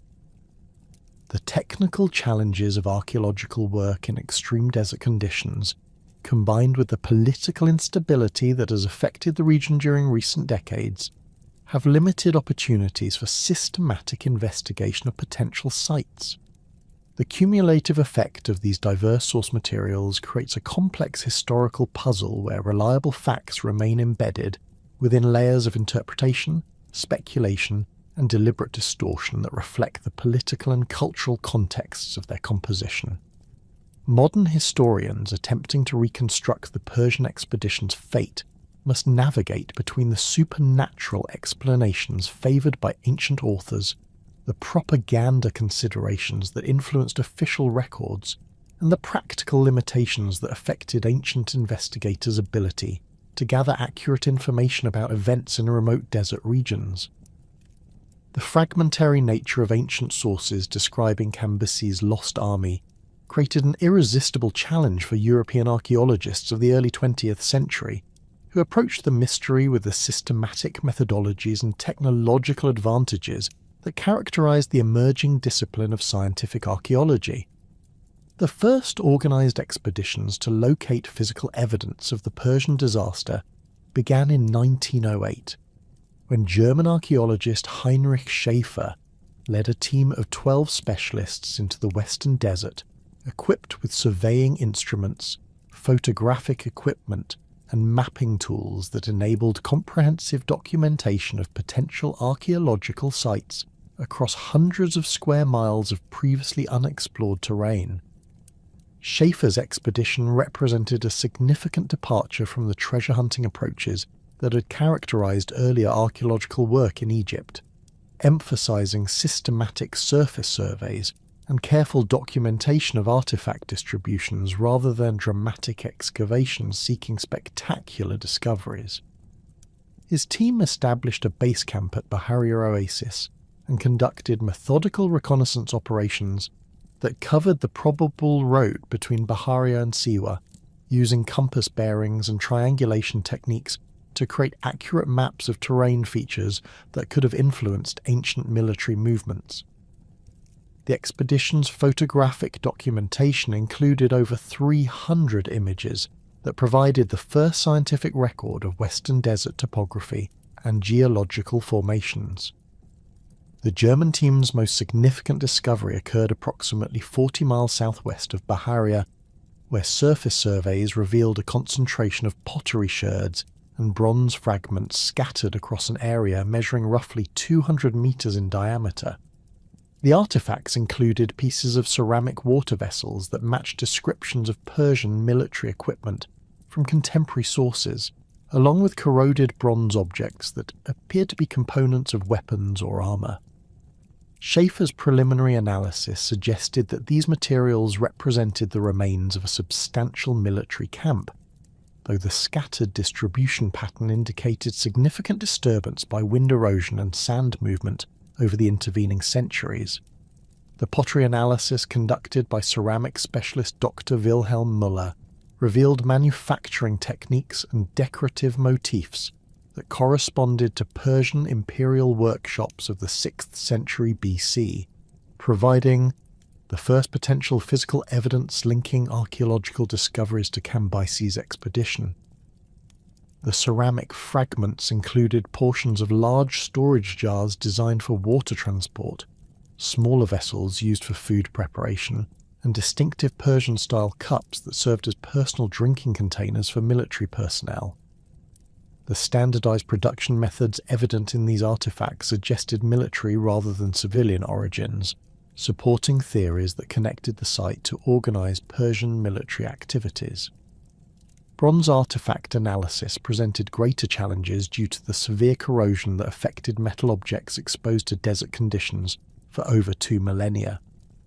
The fragments recovered by Schäfer's team included pieces that appeared to be spear points, armor scales, and decorative elements from military equipment, but their deteriorated condition made definitive identification extremely difficult. Chemical analysis of the bronze composition revealed trace elements consistent with Persian metallurgical practices, though similar techniques were employed throughout the ancient Near East, limiting the diagnostic value of compositional data alone. The spatial distribution of artifacts at the German site suggested rapid abandonment rather than organized withdrawal, with personal equipment scattered in patterns that indicated sudden disruption of normal military camp organization. Cooking vessels remained in proximity to fire-blackened areas that marked hearth locations, while weapons components were distributed randomly across the site, rather than concentrated in armory areas where they would be expected if the camp had been evacuated in an orderly fashion. This distribution pattern supported theories that attributed the Persian army's disappearance to sudden catastrophic events Rather than gradual attrition or strategic withdrawal, French archaeologist Jean-Baptiste Marchand launched competing investigations in 1912, focusing on areas closer to Siwa Oasis, where he theorized that Persian forces might have established forward positions before their final advance toward the Oracle Sanctuary. Marchand's team employed different methodological approaches that emphasized excavation of promising surface features rather than extensive survey work, believing that concentrated digging efforts would prove more effective than the dispersed reconnaissance techniques favoured by German researchers.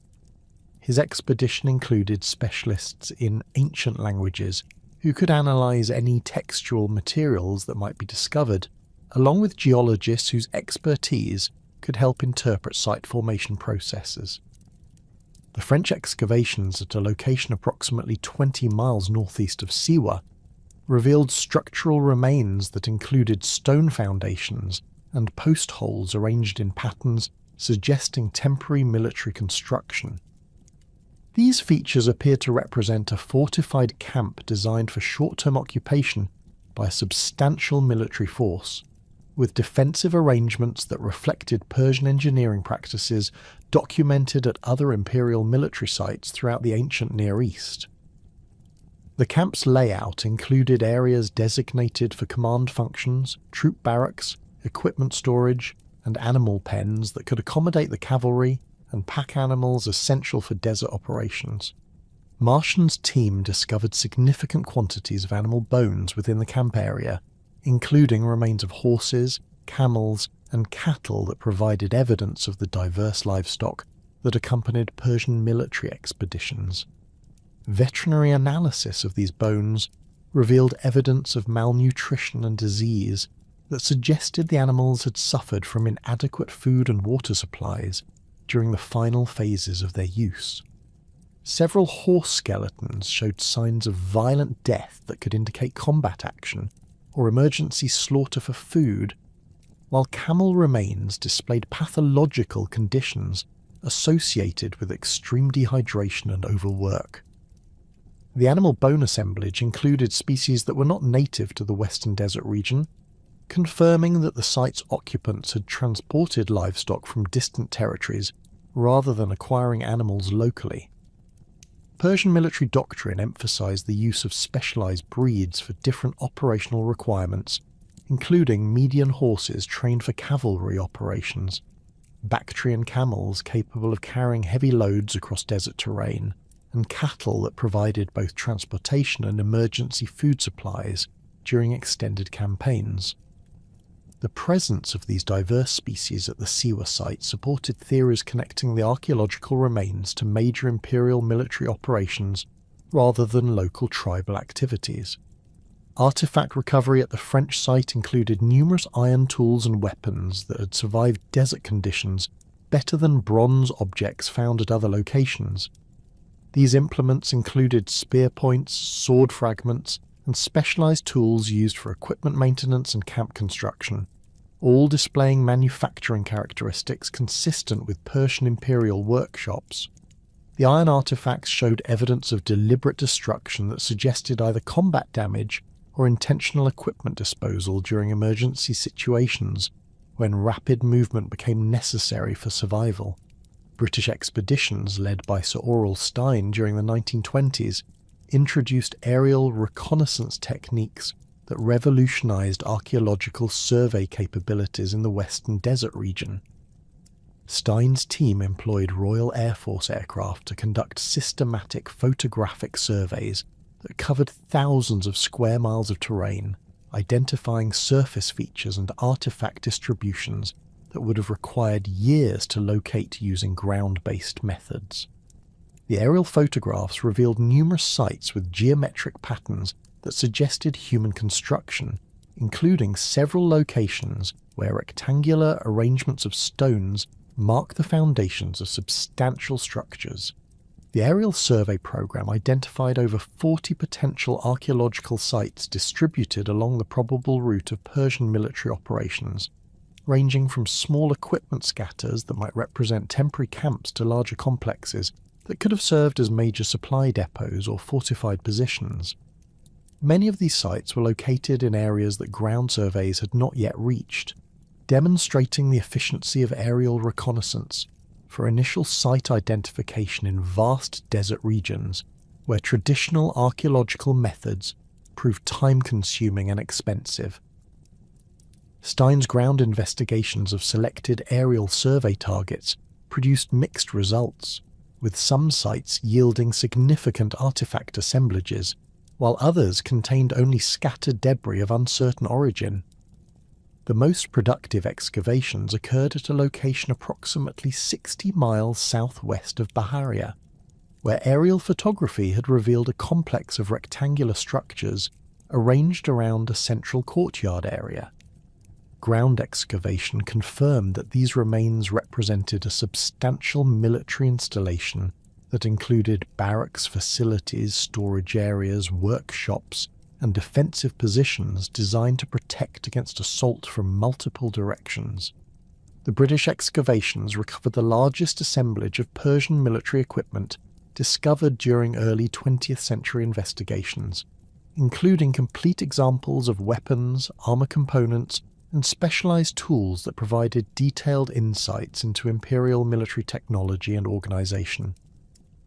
The artefact collection included composite bow fragments that retained enough organic material for analysis of construction techniques, bronze armour scales that preserved decorative motifs identifying specific military units, and iron tools whose wear patterns indicated intensive use under harsh conditions.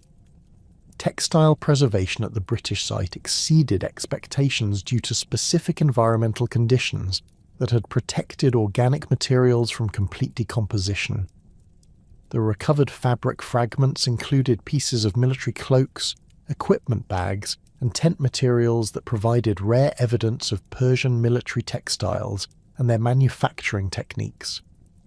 Chemical analysis of dye residues revealed the use of expensive imported colorants that confirm the high status of the site's occupants, while weaving patterns matched examples from Persian imperial workshops documented at other archaeological sites throughout the empire. The cumulative results of early 20th century expeditions established the archaeological reality of Persian military activities in the Western Desert, while failing to provide definitive evidence regarding the specific fate of Cambyses' lost army. The scattered nature of the discoveries suggested that Persian forces had operated across a wide geographic area rather than following a single route, complicating efforts to reconstruct the expedition's movements and identify the location of any major disaster. The artifact assemblages confirm the presence of substantial Persian military forces equipped with imperial standard weapons and equipment, but the fragmentary preservation and scattered distribution of these materials prevented detailed reconstruction of specific events. World War II disrupted archaeological investigations in the Western Desert for over 2 decades, as military operations and political instability made systematic research impossible in regions that became active combat zones. The post-war period brought renewed interest in the Persian expedition mystery, but archaeological approaches had evolved significantly due to technological advances and methodological improvements that emphasized scientific analysis over artifact collection. The new generation of researchers brought interdisciplinary expertise that combined traditional archaeological techniques with geological, meteorological, and anthropological perspectives. The revolutionary discovery that captured international attention occurred in 2009, when Italian twin brothers Angelo and Alfredo Castiglione identified a major archaeological site during their systematic survey of Western Desert regions that had received limited previous investigation. The Castiglione brothers, experienced desert explorers who had spent decades documenting archaeological sites throughout North Africa, employed GPS navigation and satellite imagery to target areas with high potential for ancient human activity based on topographical features and proximity to known water sources. The Italian team's discovery site, located approximately 65 kilometers southwest of the Dakhla oasis, contained an extraordinary concentration of artifacts that surpassed previous finds in both quantity and preservation quality, as just surface surveys revealed thousands of pottery sherds, bronze weapons components, and human skeletal remains distributed across an area exceeding 1 square kilometre, suggesting a major military disaster that had resulted in massive casualties and equipment losses. The artifact density and spatial distribution patterns indicated rapid site formation rather than gradual accumulation, supporting theories that attributed the assemblage to a single catastrophic event. The pottery assemblage recovered by the Castiglione expedition included numerous complete or reconstructible vessels that displayed manufacturing characteristics consistent with Persian imperial workshops of the 6th century BC.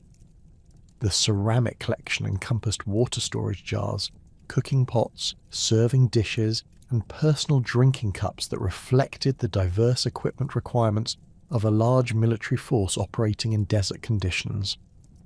Decorative motifs on several vessels matched examples from Persian sites throughout the empire, while the standardized production techniques evident in the assemblage suggested centralized manufacturing and distribution systems characteristic of imperial military supply operations.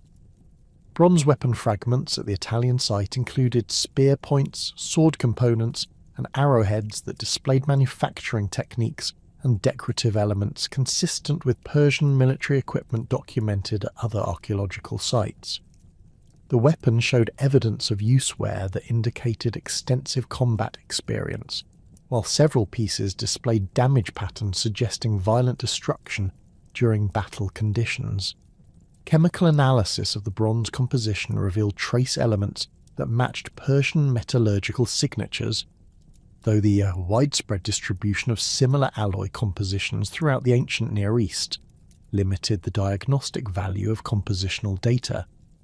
Human skeletal remains at the Castiglione site provided the most dramatic evidence of military disaster, with over 200 individuals identified through preliminary surveys that covered only a fraction of the total site area.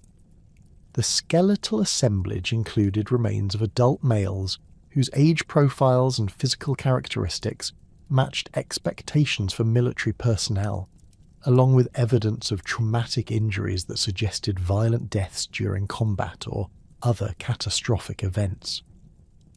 Preservation conditions varied significantly across the site, with some remains showing excellent preservation of bone structure, while others had been reduced to fragmentary traces by environmental factors. Osteological analysis of the human remains revealed demographic patterns consistent with military rather than civilian populations, with age distributions heavily weighted towards young adults and an absence of children or elderly individuals who would be expected in normal settlement contexts. Several skeletons displayed evidence of healed injuries that indicated previous combat experience, while the overall physical robusticity of the remains suggested individuals accustomed to strenuous physical activity. Dental analysis revealed dietary patterns that included foods not native to the local region, supporting theories that the site's occupants had originated in distant territories. Trauma analysis of the skeletal remains identified numerous examples of violent injuries that could have resulted from combat action, though the specific causes of death remain difficult to determine due to preservation issues and the complex taphonomic processes that had affected the site over more than 2 millennia. Several skulls displayed evidence of blunt force trauma that could indicate weapon impacts, while other remains showed signs of sharp force injuries consistent with sword or spear wounds. The trauma pattern suggested both organised combat and individual violence, though distinguishing between battle injuries and post-mortem damage proved challenging given the site's exposure to environmental forces.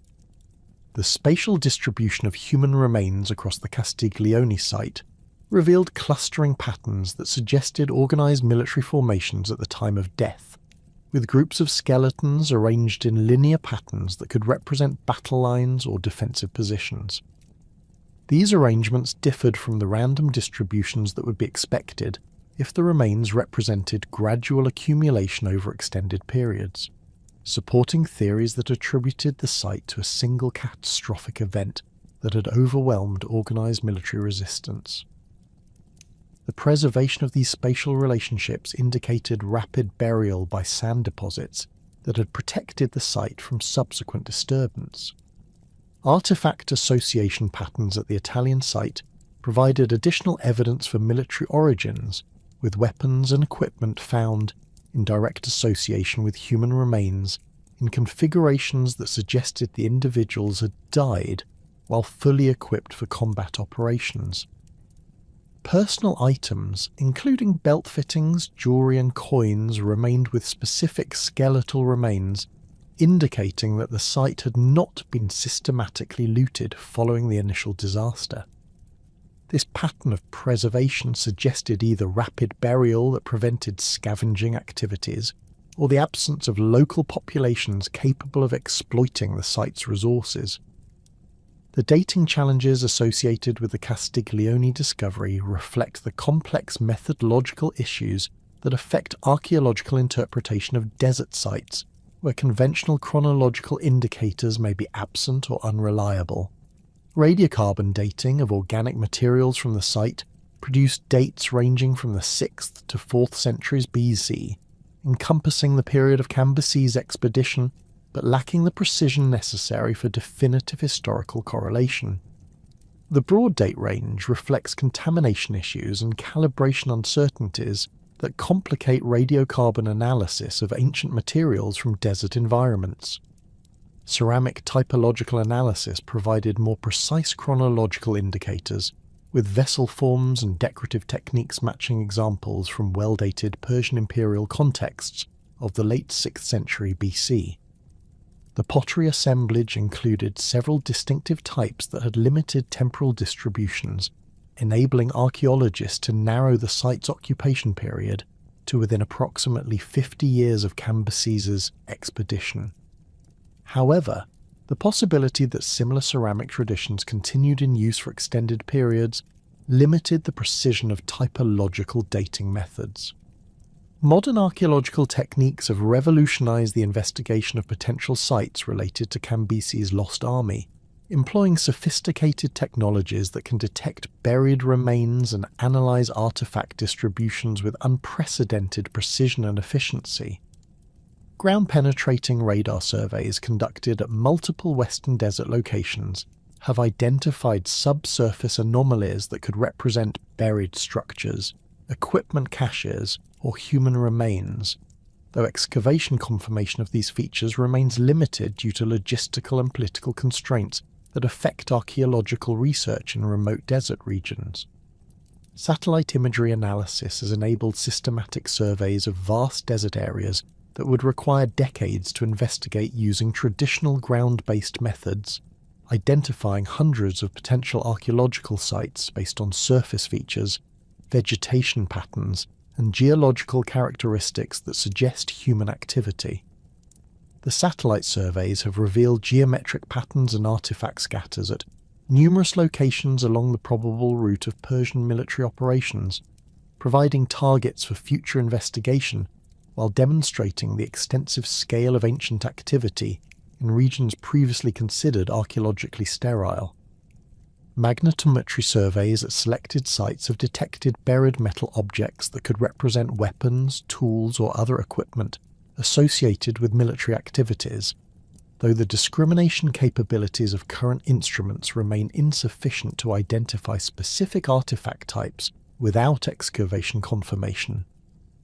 The magnetic surveys have proven particularly effective at sites where surface artifact scatters suggest larger buried assemblages, enabling archaeologists to target excavation efforts toward areas with the highest potential for significant discoveries. The geological composition of the Western Desert during the 6th century BC presented environmental conditions that differed significantly from the modern landscape, requiring careful analysis of paleoclimatic data to understand the challenges that would have confronted Cambyses' expedition. Sediment core analysis from the Katara Depression and other Western Desert formations reveals that the region experienced a transitional climate period during the late 6th century BC, when the final phases of the African humid period were giving way to the hyper-arid conditions that characterize the modern Sahara. This climatic transition created unstable weather patterns that could have generated extreme meteorological events with little advance warning.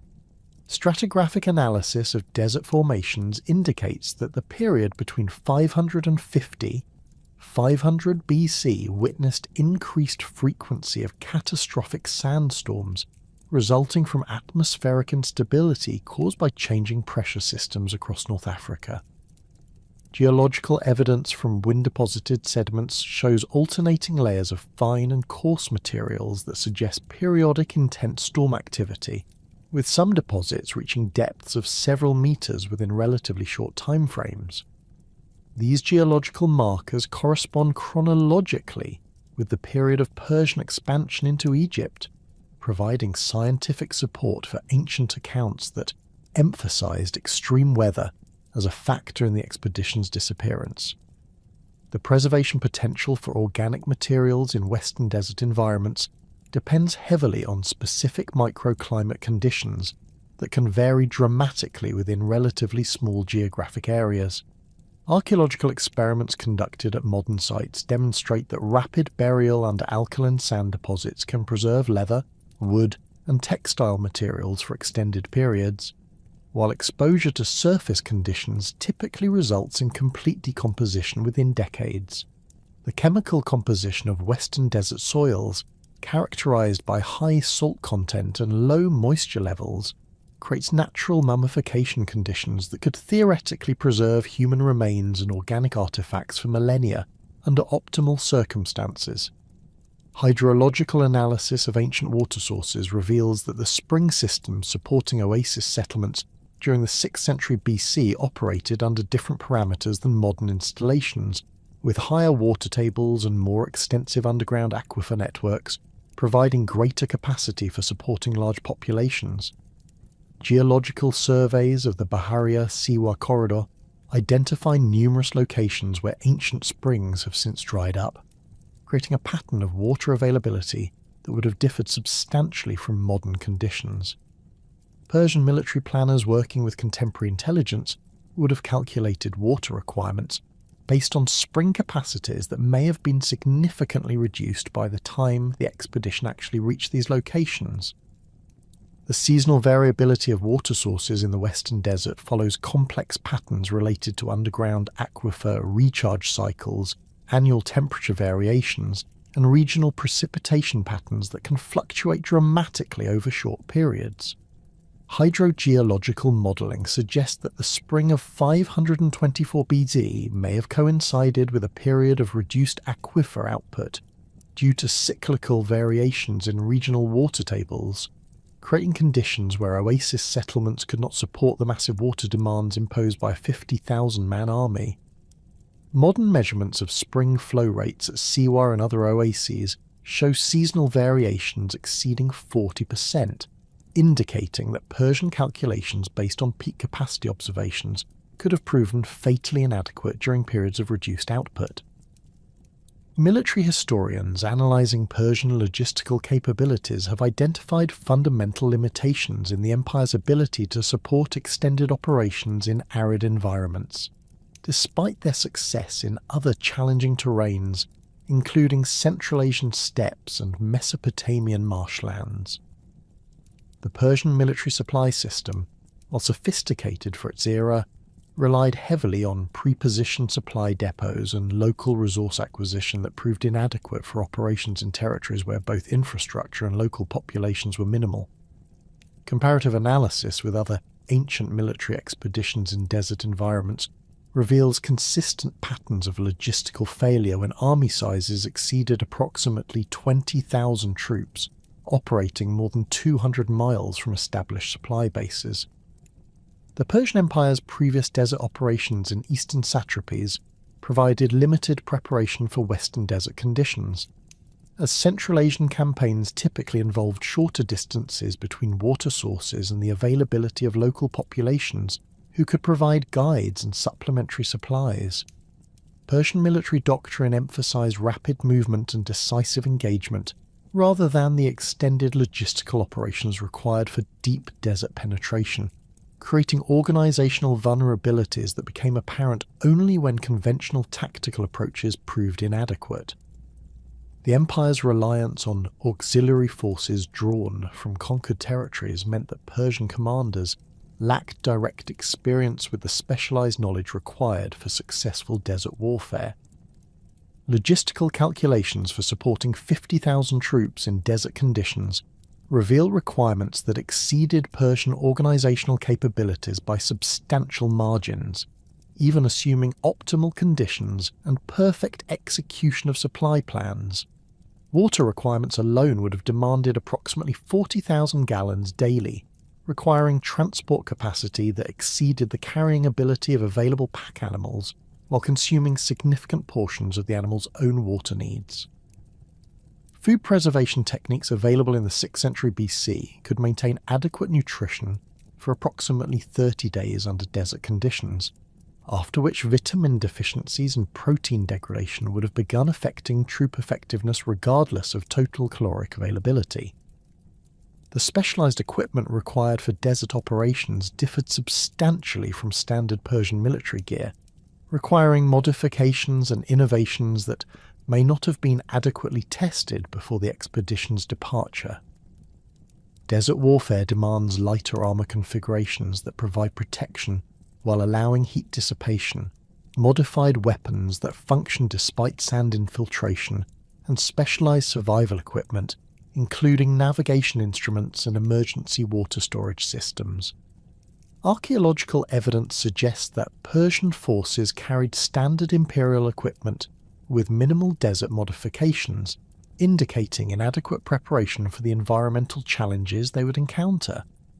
Alternative historical theories regarding the expedition's fate have emerged from systematic analysis of Persian imperial behavior patterns and contemporary political conditions that could have influenced Cambyses' strategic decisions. The successful return theory proposes that the expedition achieved its objectives at Siwa Oasis, but was subsequently redirected to other military operations, rather than returning to Egypt as originally planned. This scenario suggests that Persian forces may have continued westward towards Cyrenaica, or southward into Nubian territories, achieving territorial conquests that were deliberately concealed from historical records to prevent potential rebellions in newly acquired provinces. The cover-up hypothesis draws support from Persian imperial propaganda techniques that consistently emphasized military successes while suppressing information about defeats or strategic failures that could undermine royal authority. Persian administrative records from this period show systematic gaps in documentation regarding Western operations, suggesting deliberate information control rather than accidental record loss. Contemporary Persian inscriptions from Cambyses' reign focus exclusively on Egyptian conquest achievements, while avoiding any mention of subsequent Western expeditions, creating a documentary pattern consistent with official suppression of embarrassing military failures. Political considerations that could have motivated a cover-up include the need to maintain Persian prestige among Egyptian populations who might interpret military disasters as evidence of divine displeasure with foreign rule. Persian control in Egypt remained tenuous during the early years of the 27th dynasty, with several attempted rebellions requiring military suppression and significant resource allocation.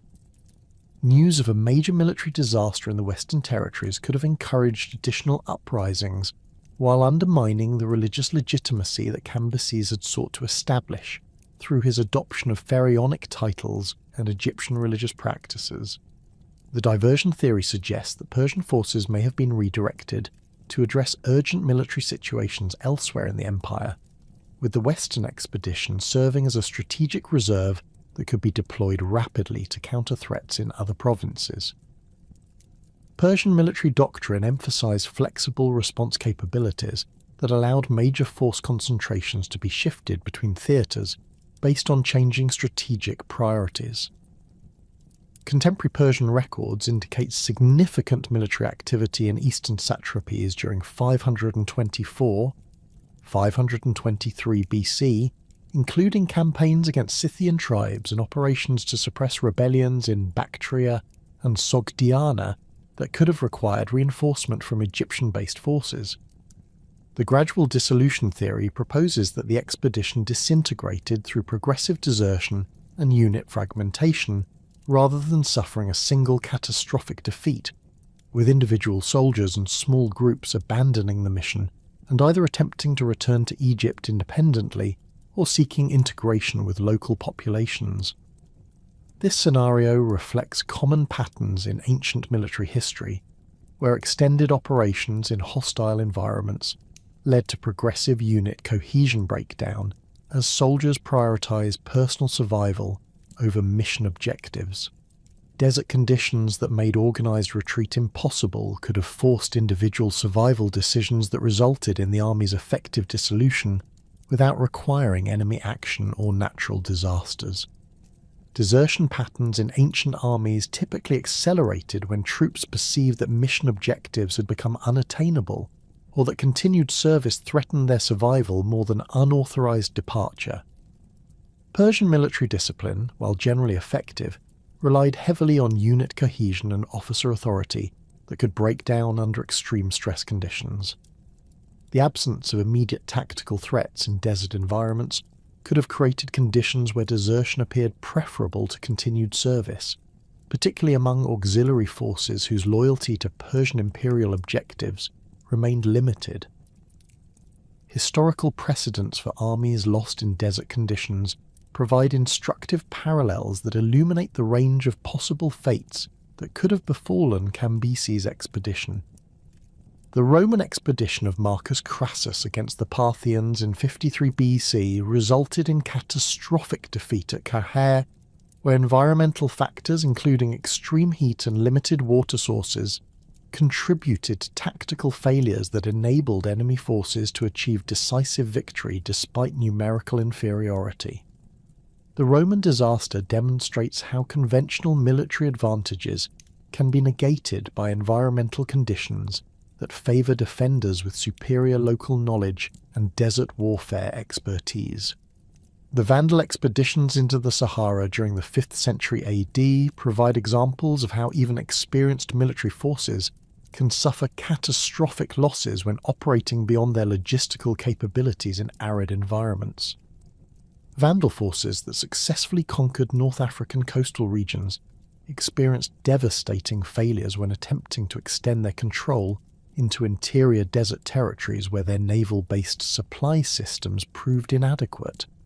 These expeditions typically resulted in complete force loss through combination of environmental attrition, navigation failures, and harassment by local populations who exploited their superior knowledge of desert conditions. Byzantine attempts to reconquer North African territories during the 6th century AD encountered similar challenges when operations extended beyond coastal regions, where naval support could maintain supply lines. The expeditions of Belisarius and his successors achieved remarkable success in conventional warfare against Vandal and Berber forces, but suffered significant losses when pursuing enemies into desert regions where Byzantine tactical advantages became irrelevant. These campaigns demonstrate consistent patterns where technologically superior forces experienced catastrophic failures when environmental factors neutralized their conventional military advantages. The fate of medieval crusader expeditions that attempted to operate in arid regions of the Levant provides additional parallels for understanding how European military forces adapted to desert warfare challenges. The disasters that befell crusader armies at Hattin in 1187 and during the ill-fated expedition of Louis VII during the Second Crusade illustrate how water shortages and extreme heat could render even heavily armoured professional troops ineffective against opponents who understood desert tactical requirements. These precedents suggest that Persian forces, despite their military sophistication, could have suffered similar defeats when facing enemies who exploited environmental advantages effectively. Modern military analysis of desert warfare requirements confirms that successful operations in arid environments demand specialized training, equipment, and tactical doctrines that differ substantially from conventional warfare approaches. Contemporary military forces with access to modern technology, including GPS navigation, mechanized transport, and advanced communication systems, still experience significant challenges when operating in extreme desert conditions. Ancient armies lacking these technological advantages would have faced exponentially greater difficulties that could easily result in catastrophic failures, regardless of their conventional military capabilities. The psychological effects of desert environments on military personnel have been documented extensively in modern conflicts, revealing consistent patterns of stress reactions that can undermine unit effectiveness even when physical survival needs are adequately met. Desert isolation, extreme temperature variations, and the absence of familiar environmental cues create psychological pressures that can lead to panic, depression, and behavioural disorders that compromise military discipline.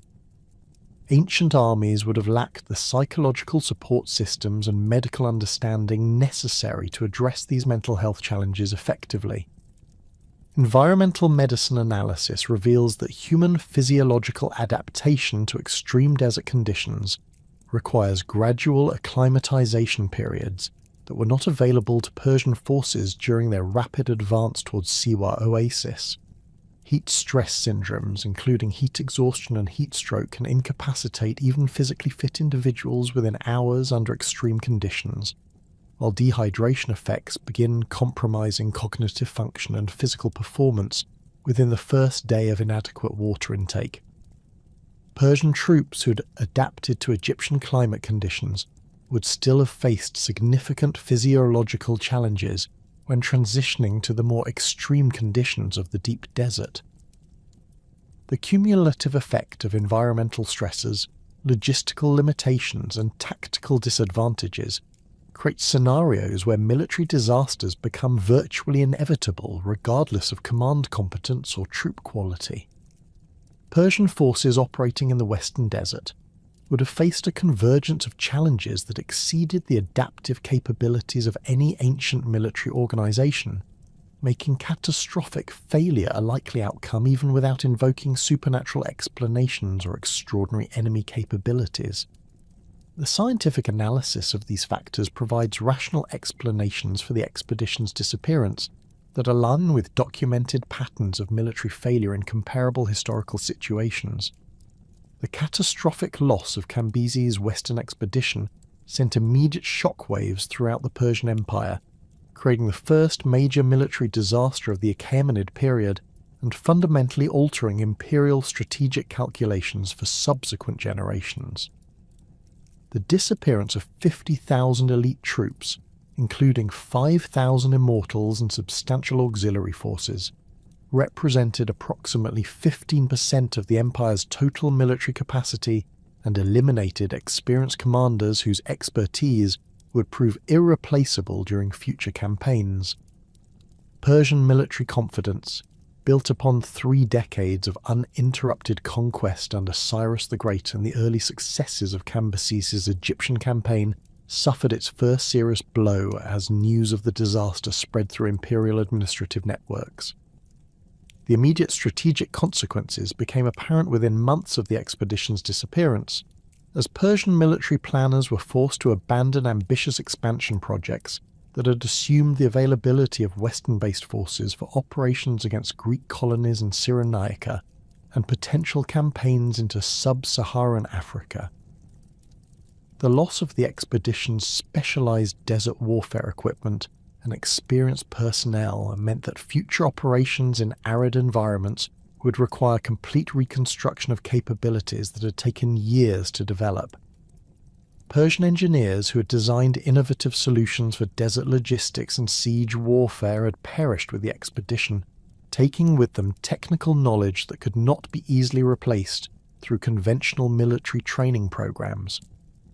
The psychological impact on Persian military leadership proved equally significant, as the disaster challenged fundamental assumptions about imperial invincibility that had shaped strategic thinking since Cyrus's initial conquests. Persian commanders who had grown accustomed to overwhelming numerical and technological advantages found themselves confronting the reality that environmental factors and logistical limitations could negate conventional military superiority under specific circumstances. The expedition's fate served as a sobering reminder that Persian expansion had reached geographic limits where traditional imperial methods might prove inadequate, forcing strategic reassessment of future territorial ambitions. Persian imperial expansion policies underwent fundamental revision following the Western disaster, with subsequent campaigns emphasizing consolidation of existing territories rather than aggressive expansion into unfamiliar regions. Darius I, who succeeded Cambyses in 522 BC, implemented comprehensive military reforms that addressed the logistical and organizational weaknesses revealed by the expedition's failure. These reforms included establishment of specialized desert warfare units, improved intelligence gathering capabilities, and enhanced logistical planning procedures that emphasize sustainable supply lines over rapid territorial acquisition. The Persian Empire's subsequent expansion focused primarily on regions where existing infrastructure and population centers could support military operations without requiring the innovative approaches that had proven inadequate in the Western Desert. The administrative implications of the disaster extended beyond military considerations to encompass broader questions about imperial governance and resource allocation that influenced Persian policy throughout the Achaemenid period.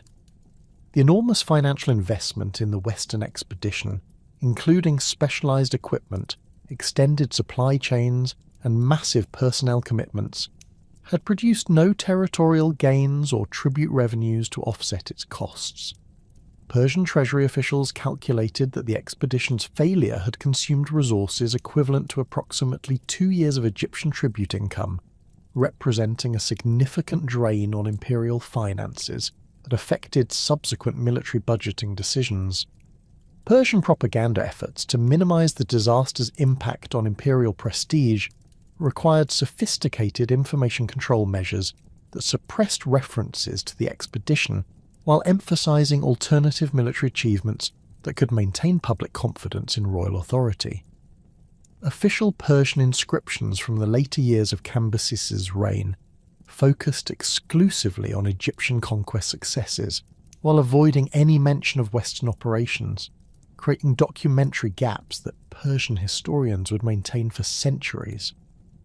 The systematic suppression of information about the expedition established precedents for managing military failures that influenced Persian administrative practices throughout the empire's history.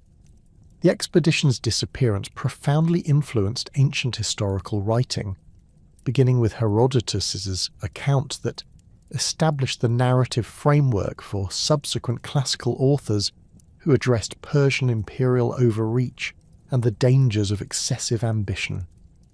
Herodotus presented the Lost Army as a cautionary tale about divine punishment for hubris, reflecting Greek philosophical traditions that emphasized the importance of moderation and respect for divine will in human affairs.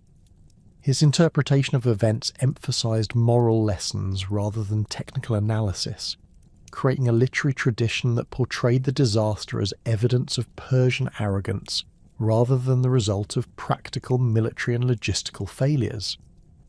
The story's integration into classical historical literature served broader ideological purposes that supported Greek resistance to Persian expansion during the 5th century BC, providing evidence that Persian military power had limitations that could be exploited by opponents who understood local conditions and divine favour.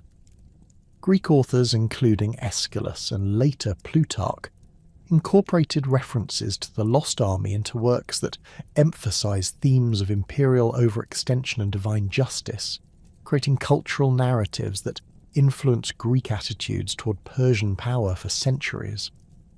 These literary treatments transformed the historical event into a symbolic representation of the inevitable failure that awaited rulers who attempted to exceed natural and divine boundaries.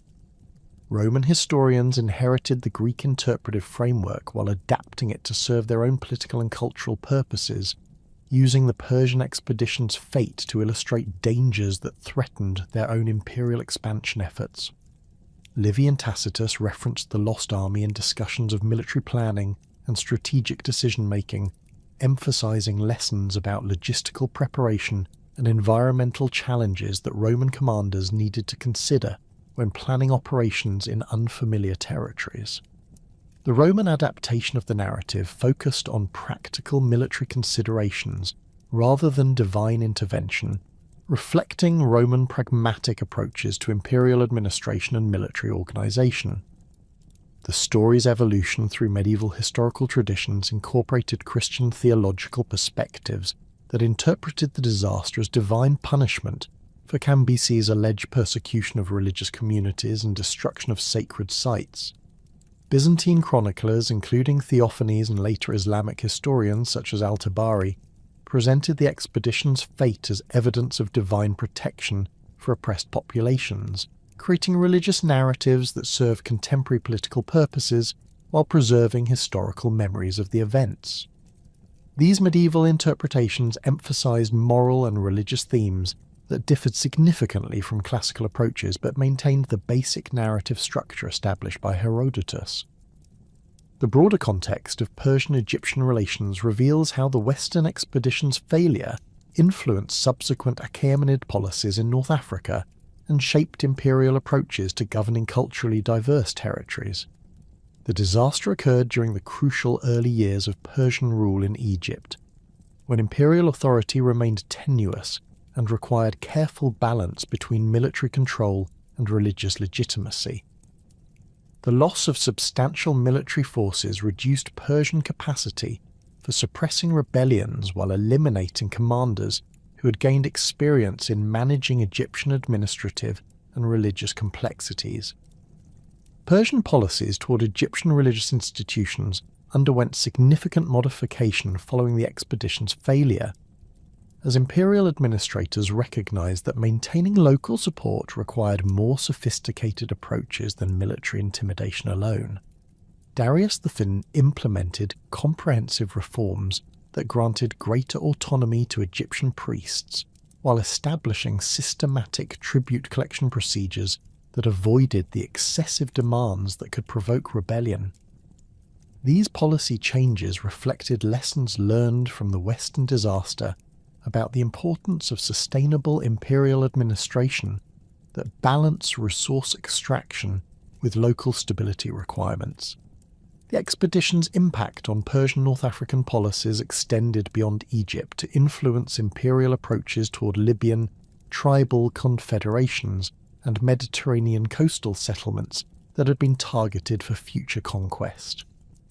Persian diplomats abandoned aggressive expansion efforts in favour of defensive policies that emphasised maintaining Egyptian security while avoiding commitments that could strain imperial resources. Subsequent Persian interactions with North African populations focused on trade relationships and defensive alliances rather than territorial conquest, reflecting strategic reassessment that prioritised consolidation over expansion.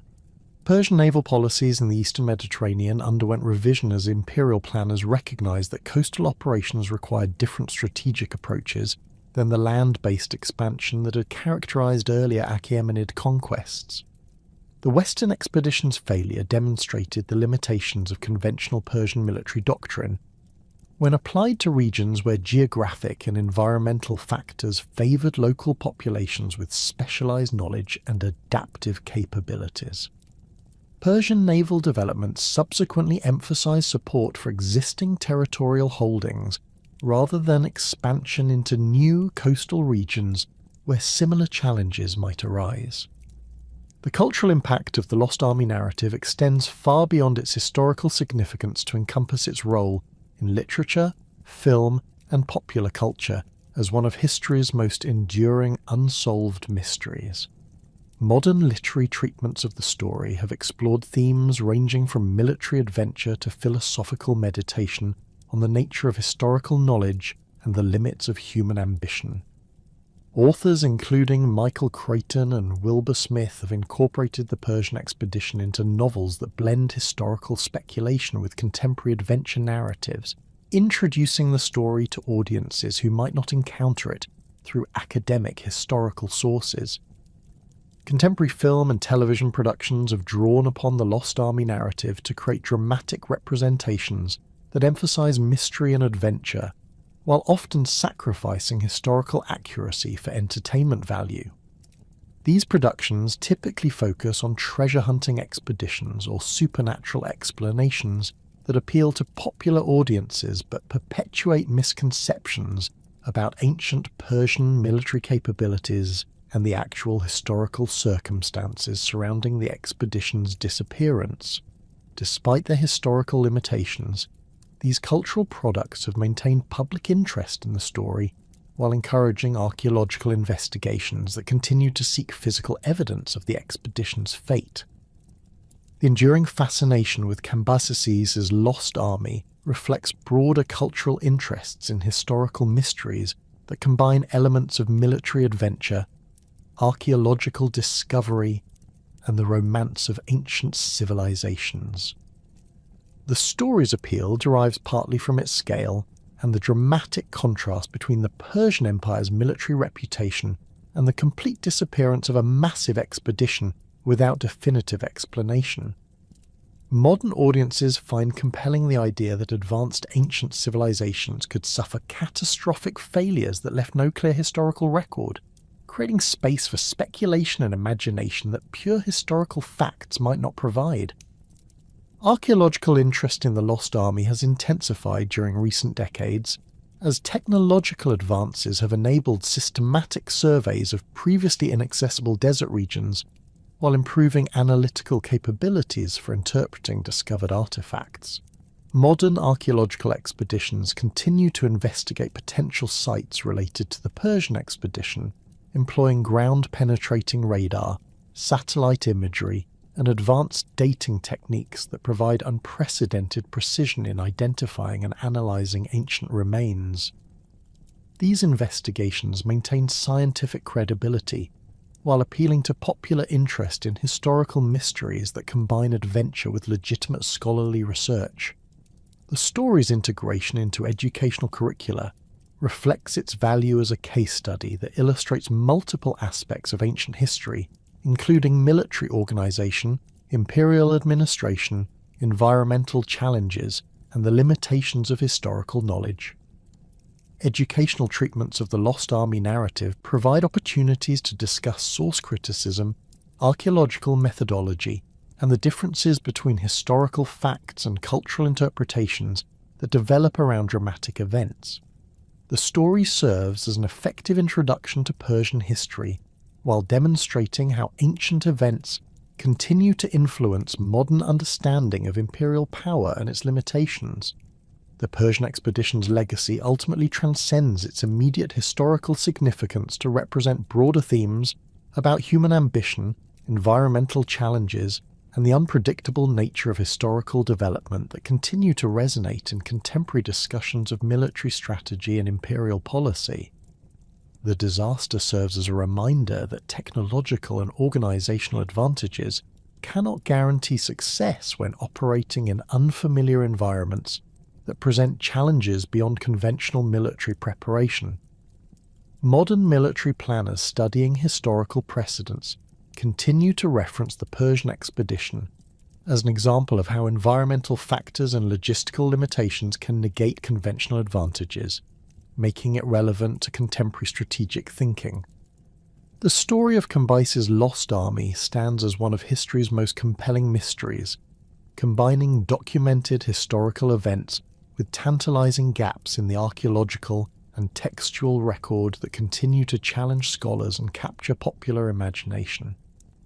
Whether the 50,000 Persian troops perished in a catastrophic sandstorm, fell victim to tribal warfare, succumbed to logistical failures, or met some combination of these fates, the disappearance marks a crucial turning point in ancient imperial history. The expedition's failure demonstrated the limits of even the most sophisticated ancient military organizations, when confronted with environmental and logistical challenges that exceeded their adaptive capabilities. More than 2 millennia later, the mystery endures as a testament to the Persian Empire's ambitious reach and a sobering reminder that human ambition, however grand, remains subject to forces beyond mortal control.